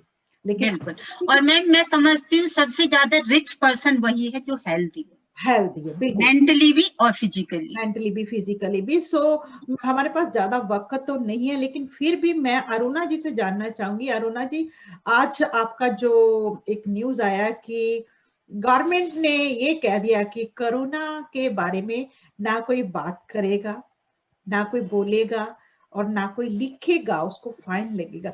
इसकी वजह क्यों है? ये मेरे को तो सरकार की एक नाकामी नजर आ रही है, क्योंकि इस कोरोना के बारे में अगर हम बात ही नहीं करेंगे, लोगों को जागरूक नहीं करेंगे, तो क्या हम जस्ट चिताओं में जलने के लिए रह जाएंगे, जो आपने एडवांस में तैयार करवा के रखी है जनता के लिए? तो अरुणा जी, इस सब के पीछे क्या वजह है, अगर आप बता सकें।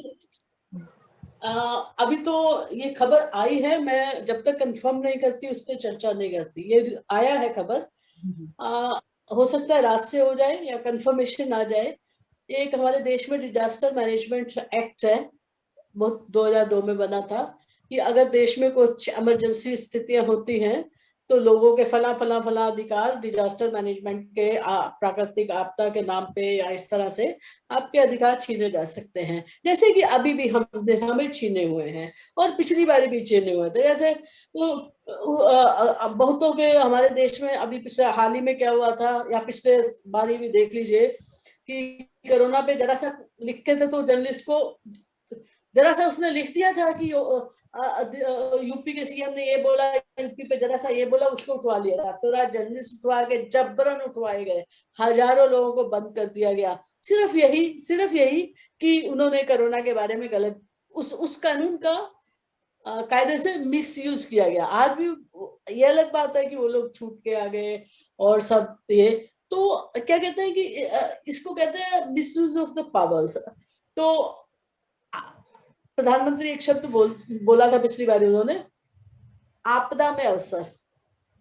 तो ये डिजास्टर मैनेजमेंट के नाम पे भी मीडिया का मुंह बंद करना, कहीं सोशल मीडिया पे असलियत ना सामने आए, ये भी आपदा में अवसर ही है। डीएमए एक्ट अगर लागू करके लोगों के मुंह पे ढक्कन लगाना ताला लगा कि तुम डॉक्टर सारे चुप रहो, हम जो भी करें हम कुछ ना करें तुम्हारे लिए, हम तुमको वैक्सीन ना दें, हम ऑक्सीजन ना दें, तुम चुप रहना, अदरवाइज तुमको जेल में डाल देंगे। जैसे अभी एक मैडम बता रही थी कि जागरण ने एक खबर दी और फलान गैस सिलेंडर लूट लिए गए, क्या करें, क्या करें बताइए। जब मैं इसको जस्टिफाई नहीं कर रही, शिमला- लेकिन जब आप उस स्थिति में होते हैं ना कि आपको अपने, मैं आपको छोटा सा एक उदाहरण दिखाऊं, या आप देखेंगे कि क्या हालत है। ये पिछले साल नवंबर के दिसंबर की बात होगी, हमारे दिल्ली शहर में एक किसी ने, बहुत बड़े उद्योगपति हैं, उन्होंने मुझे एक किस्सा बताया कि वो एक मॉल में गए थे, उनका एक मॉल में बहुत बड़ा ऑफिस है, ये सब है, तो लॉकडाउन के बाद वहां गए, उन्होंने देखा कि एक रिक्शे पे रख के मॉल से एक आदमी एसी चुरा के लेके जा रहा था। उन्होंने उसको पूछा कि ये तुम एसी क्यों चुरा के लेके जा रहे हो, ये मुझे अंदर मॉल से लेके जा रहे हो, क्या कर रहे हो तुम? तो उसने बोला कि सर आपको पुलिस को बुलाना है, आपको पुलिस को कहना है, आप कह दीजिए, जो आपको करना है कर लीजिए, मेरे बच्चे भूखे मर रहे हैं, मुझे उनको खाना देना है, उसके बाद मैं सोचूंगा, पहले मैं उनका पेट भरूंगा। तो मैं ऐसी चोरी को जस्टिफाइड चोरी कहती हूँ। बिल्कुल अगर आप मेरा हक नहीं देंगे तो हम छीनेंगे, छीनेंगे, बिल्कुल तो सही। करना है। अरुणा, एक सवाल बिल्कुल, आपसे मेरा और है, सॉरी। आप लगातार, जब से ये हमारा फार्मर्स का चल रहा है संघर्ष, आप लगातार उनसे जुड़ी फिर मेरा इमोशनल फार्म पॉइंट है आप सभी उनके साथ जुड़े हुए हैं।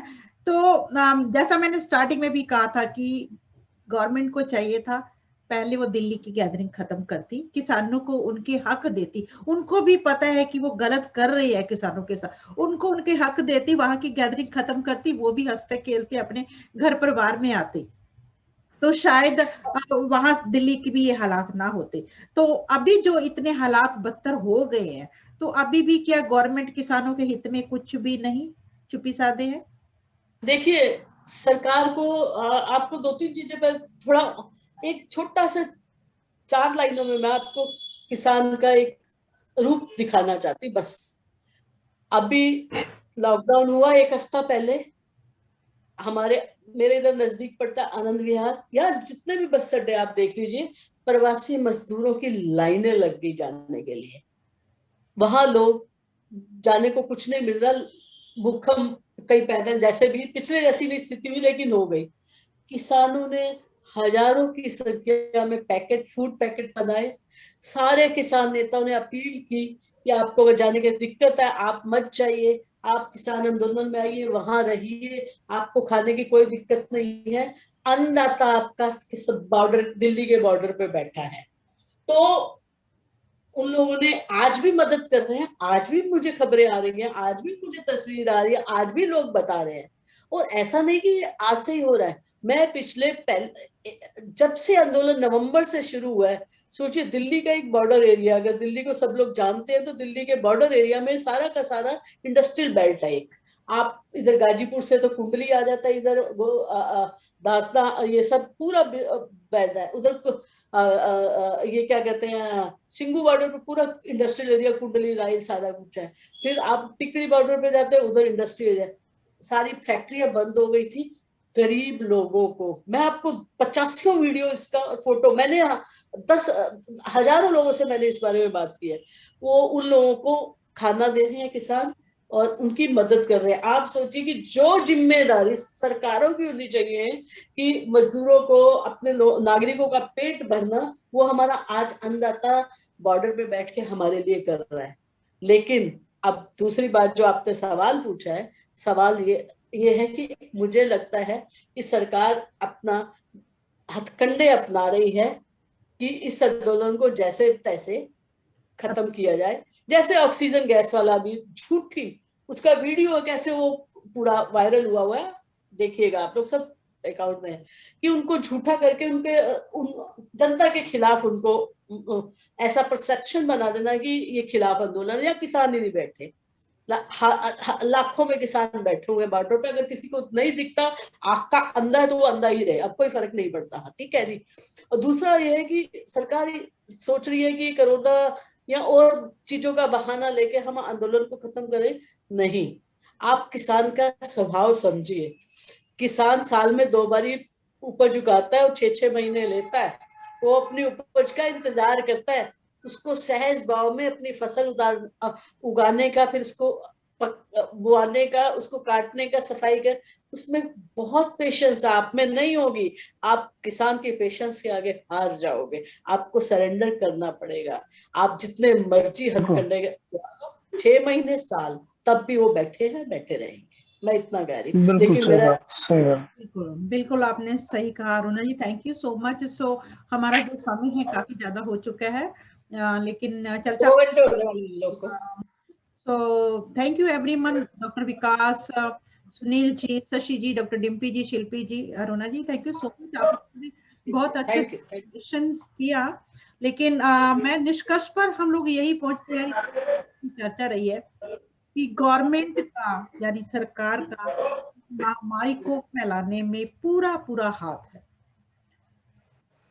टाइम रहते उन्होंने जनता की परवाह नहीं की, कोई इंतजाम नहीं किया, बदतर स्थिति कर दी। कुर्सी की खातिर उन्होंने मेलों और रैलियों को इजाजत दी, आम जनता को लॉकडाउन में बंद कर दिया। अगर लॉकडाउन में बंद किया है दूसरी स्टेट्स को, तो जिस स्टेट्स में आप रैली कर रहे हो, मेले लगवा रहे हो, वो भी भारत की स्टेट है। न्याय होना चाहिए सब जगह पे। एक ही भारत, एक देश में जितनी भी स्टेट्स है, जितने राज्य हैं, सिटीज है, सब में एक ही नीति होनी चाहिए, क्योंकि भारत एक देश है, वो भारत के हिस्से हैं। ये नहीं कि आप किधर मेले लगवा रहे हो और लोगों को इफेक्ट कर रहे हो। वो एक जगह के लोग जब इफेक्ट होते हैं सभी जगह में फैलेंगे तो पूरे देश में फैलेंगे। फिर दूसरी जगह पे आप अगर लॉकडाउन करते हो, बेरोजगार, स्कूल बंद कर रहे हो, लोगों का रोजगार बंद कर रहे हो, गैदरिंग बंद कर रहे हो, वहां पे आप शराब के ठेके खुले रख रहे हो। फिर आप लॉकडाउन जो है वो नाइट के समय में कर रहे हो, कर्फ्यू नाइट के समय में कर रहे हो। नाइट को तो लोग वैसे ही सो जाते हैं। नाइट में कौन सा आदमी है जो 12 बजे के 11 बजे, आप 11 बजे लगाइए, 12 बजे के बाद कौन सा आदमी बाहर निकलता है जो आप रात को कर्फ्यू दे रहे हो। कर्फ्यू को छोड़कर अगर गवर्नमेंट ने जनता के हित में कुछ अच्छा किया होता, हॉस्पिटल का अरेंजमेंट पहले से, जब पता था कि वर्ल्ड वाइड प्रॉब्लम आ रही है, अपनी रैलियां बंद करती। जो इलेक्शन अभी इन्होंने पोस्टपोन किए उनको पहले ही पोस्टपोन करती। दिल्ली की गैदरिंग खत्म करती, किसानों को उनके हक देती, जबकि गवर्नमेंट को पता है कि वो हक के लिए लड़ रहे हैं और वो सही है और सरकार गलत है, तो सरकार उनके हक देती, क्योंकि वो प्रधानमंत्री, देश का राजा, देश को चलाने वाला, उसको पब्लिक के हित में सोचना चाहिए था, ना कि बड़े बड़े सरमाएदार। सो उन सबको चीज को छोड़ के वो किसानों को उनके हक देती, गैदरिंग खत्म होती। और दूसरा, अगर देश में महामारी थोड़ी बहुत फैली भी हुई थी, उसी समय लोगों के रोजगार ना बंद करके हिदायतें जारी करती कि मास्क वगैरह अवेलेबल करवाती, इलाज फ्री करती, सब ऐसी सहूलतें देती। अगर लॉक पीरियड के दौरान अगर रोजगार में किसी को प्रॉब्लम आ रही है तो उनको फाइनेंशियल हेल्प करती। तो कुछ नहीं, आपको प्रीत, आपको एक बात बताऊं कि मास्क के नाम पे 2000 रुपए की पेनल्टी है। एक गरीब रिक्शा वाला पूरा हफ्ता रिक्शा चलाता तो 2000 रुपए कमाता है, उसने अगर मास्क नहीं लगाया तो 2000 का चला। मतलब गवर्नमेंट को फ्री मुहैया करवाई ये चीजें, ये गवर्नमेंट की रिस्पॉन्सिबिलिटी है। हमारे यहाँ न्यूयॉर्क में देखिए, यूएस में और सभी फॉरेन कंट्री में देखिए, ऐसी चीजें नगर निगम, जितने भी हमारे मेयर है, काउंसलर है, एनजीओ है, ये चीजें फ्री मुहैया करवाई जाती, जबरदस्ती जा जाके दी जाती। तो ये गवर्नमेंट का फर्ज बनता था कि हमारा एक भारत देश जो है, आर्थिक स्थिति उतनी मजबूत नहीं है जितनी होनी चाहिए, और इसको कमजोर करने में भी सरकार का हाथ है। तो इन चीजों का सरकार को ध्यान रखना चाहिए था। तो सरकार पूरी तरह से इस वायरस को, इस महामारी को फैलाने में जिम्मेदार है। इसके लिए मैं सच बोल रही हूँ, मैं जो मेरे ख्याल से है, और मुझे ये गवर्नमेंट का जो न्यूज आया है, मुझे इस चीज का डर भी नहीं है बोलने में। आई डोंट केयर, अगर जो सच है वो सच रहेगा। दूसरी बात, जैसे कि हमारे भाई बहन जो देख रहे थे वो भी उनमें से भी बोल रहे हैं कि पब्लिक, हाँ पब्लिक भी जिम्मेदार है, क्योंकि हम देख रहे हैं कि हमारे भाई बहन जो है दिल्ली में लड़ रहे हैं, उनको उनका हक नहीं मिल रहा। पूरे भारत के स्टेट, सभी स्टेट्स के किसान वहां पे इकट्ठे हुए हैं, फिर भी हम ऐसी चीजें, और महामारी भी फैली हुई है, हम इस चीज को छोड़ के रैलियों में जा रहे हैं, मेलों में जा रहे हैं, गैदरिंग कर रहे हैं। और कुछ एक जो हमारे भाई है वो कह रहे हैं कि कोरोना तो है ही नहीं है, इन्फेक्शन तो है ही नहीं, बड़े लीडरों को क्यों नहीं होता। मैं ये कहती हूँ, पब्लिक से दरखास्त करती हूँ कि मैं भी आम जनता हूँ आप लोगों की तरह, लेकिन लीडरों को पर ये सवाल ना खड़े करें। उनको नहीं होता, वजह क्या है? अगर उनको होता भी है थोड़ा सा, तो उनको वीआईपी फैसिलिटीज मिलती है मेडिकल लाइन में, बिल्कुल के आधार पे उनको हेल्प मिलती है। लेकिन आम जनता क्या करेगी? हमारे पास तो जो रिक्शा चला रहा है, जैसे अरुणा जी आप बात कर रहे हैं, 2000 का मास्क कहाँ से इतने अवेलेबल करेगा? मान लो मास्क, एक मास्क तो वो पहने नहीं रख सकता ना, नहीं पहनने पे चालान होता है। खाएगा क्या, खिलाएगा क्या, और जुर्माने क्या भरेगा? ये चीजों का मतलब आप ध्यान करें कि जो, अगर आप कहो कि लीडर्स को क्यों नहीं होता, अगर हो भी जाता है तो उससे कोई फर्क नहीं पड़ेगा उनको, क्योंकि उनके पास वीआईपी सहूलतें हैं, पैसा है, 4 दिन हॉस्पिटल में एडमिट होने की उनके पास हैसियत है। हम आम जनता जो है, हम ताजी खाते, डॉक्टर डिम्पी की वो भी गई। तो हमें अपना ध्यान खुद रखना है। Avoid the gathering, avoid the public places, avoid the mela वगैरह, फेयर वगैरह जो भी आपके लग रहे हैं, धार्मिक हैं। देखो, भगवान मन के अंदर है, भगवान कहीं नहीं गया, ना भगवान मंदिर में है, ना मस्जिद में है, ना गुरुद्वारे में है। वो हमारे लिए एक स्कूल है जहाँ पे हम जाते हैं, सारे स्टूडेंट इकट्ठे होते हैं, हमारे गुरुजी बैठे हैं, हम उनकी आश्रम में जाके ध्यान करते। लेकिन जब हमारे स्कूल में छुट्टी हो जाती है तो बच्चे घर पे बैठ के पढ़ते हैं कि नहीं? आप बताओ। स्कूलों में छुट्टियां हैं तो हम बच्चों को घर में पढ़ने की इजाजत देते हैं कि घर में बैठ के पढ़ो। तो आप लोग भी घर में पढ़े, घर में भगवान का नाम लें, उसकी पूजा करें। किसी भी देवी देवता को आप पूजते हैं, भगवान को मानते हैं, उसका ध्यान घर में करें। यहाँ मेलों में जाके अपनी भावना ना दिखाएं कि आपकी अटेंडेंस लगनी जरूरी है। भगवान आपके, हेल्थ है तो सब कुछ है, हेल्थ इज वेल्थ। आप अपना ध्यान रखें, आप पॉलिटिक्स लीडर्स के पीछे नहीं जाए। और दूसरी बात, फिर मैं दोबारा दोहराना चाहूंगी, वैक्सीन मैंने भी लिया है, वैक्सीन आपको सब लोगों ने इधर भी बताया, हमारे जितने मेहमान आए थे सबने लिया है। सो वैक्सीन जो है इज नॉट गारंटी कि ये आपको वायरस से या इन्फेक्शन से बचाता है। ये सिर्फ आपके अंदर के सिस्टम को स्ट्रॉन्ग करता है, आप बीमारी से लड़ने के काबिल बन जाते हो। जहां तक कि आपको कोई भी इन्फेक्शन होती है तो आप 100% की जगह 25-30% आप इफेक्टेड होते हो, लेकिन आप मेडिसिन लेते हो, ट्रीटमेंट करते हो तो ठीक हो जाते हो। अगर नहीं लेते हो तो अगर आपको 100% आप इफेक्टेड होते हो तो आप भगवान के प्यारे हो जाते हो। तो ऐसा आपने अभी देखा, अरुणा जी की फैमिली में वायरस से कितने लोगों की जान गई। शिल्पी जी के आज ही घर में डेथ हुआ, उनकी सिस्टर का, फिर भी वो उन्होंने पब्लिक को, हम लोगों को, आप लोगों को आगाह करने के लिए इस प्रोग्राम का अरुणा जी और शिल्पी जी इस स्थिति में भी हिस्सा बनी है। डॉक्टर डिम्पी, डॉक्टर विकास, शशि जी ने, सुनील जी ने आपको जो स्थिति है इस समय देश की, उसे अवगत कराया है। सो आप ये हल्के से ना लें। जैसा वीडियोस बहुत सारे आ रहे हैं कि ये कोरोना है ही नहीं, कोरोना कहाँ है, किसानों के पास क्यों नहीं जाता। सो किसान वीर भाइयों से भी मेरी ये बहुत दिल से उनको नमन भी है और मेरी रिक्वेस्ट भी है कि आप लोग भी संघर्ष में जुटे हैं। तो आप जहाँ पे भी बैठे हैं पूरे ध्यान से रहिए, ये वायरस है तो है, तो आप लोग भी अपने मास्क और हैंड सैनिटाइजर और ऐसी चीजों का और दूरी का थोड़ा ध्यान रखें। यहाँ पे भी बैठे हैं आप लोग, जो चीज जरूरी है, जो संघर्ष चल रहा है वो तो चल ही रहा है। सो मैं फिर भी मैं सरकार से भी ये दरखास्त करूंगी कि प्लीज आप अपने घर से शुरुआत करें। हमारा, मैं खुद स्ट्रॉन्ग हूँ, मेरा घर स्ट्रॉन्ग है, मेरी फैमिली स्ट्रॉन्ग है, तो बाकी के आस पड़ोस को मैं तभी देखूंगी। आपकी दिल्ली जो है वो मर रही है, आपकी गैदरिंग वहां पे सरकार, किसान बेचारे वहां पे किन हालातों से जूझ रहे हैं। अगर आप उनको नहीं देख रहे तो आप पूरे देश को क्या देखेंगे? आप फेल हो चुके हैं मोदी साहब। मैं तो यही कहूंगी कि आप फेल हो चुके हैं। लेकिन जैसा कि अरुणा जी ने भी कहा, विकास जी ने भी यही बात कहा, अभी भी कुछ नहीं बिगड़ा है। ईगो छोड़ के अगर आप किसानों को उनके हक दें, लोगों को फ्री इलाज मुहैया कराएं, उनको उनके रोजगार बंद करने की बजाय कुछ ऐसी तरकीब निकालें कि उनके रोजगार भी चले और जो ये स्थिति है वो भी अंडर कंट्रोल आ जाए, तो आपको रैली की जरूरत नहीं पड़ेगी, आपको भाषण की जरूरत नहीं पड़ेगी, आपको वोट मांगने की जरूरत नहीं पड़ेगी। आप फिर से हमारे प्राइम मिनिस्टर होंगे।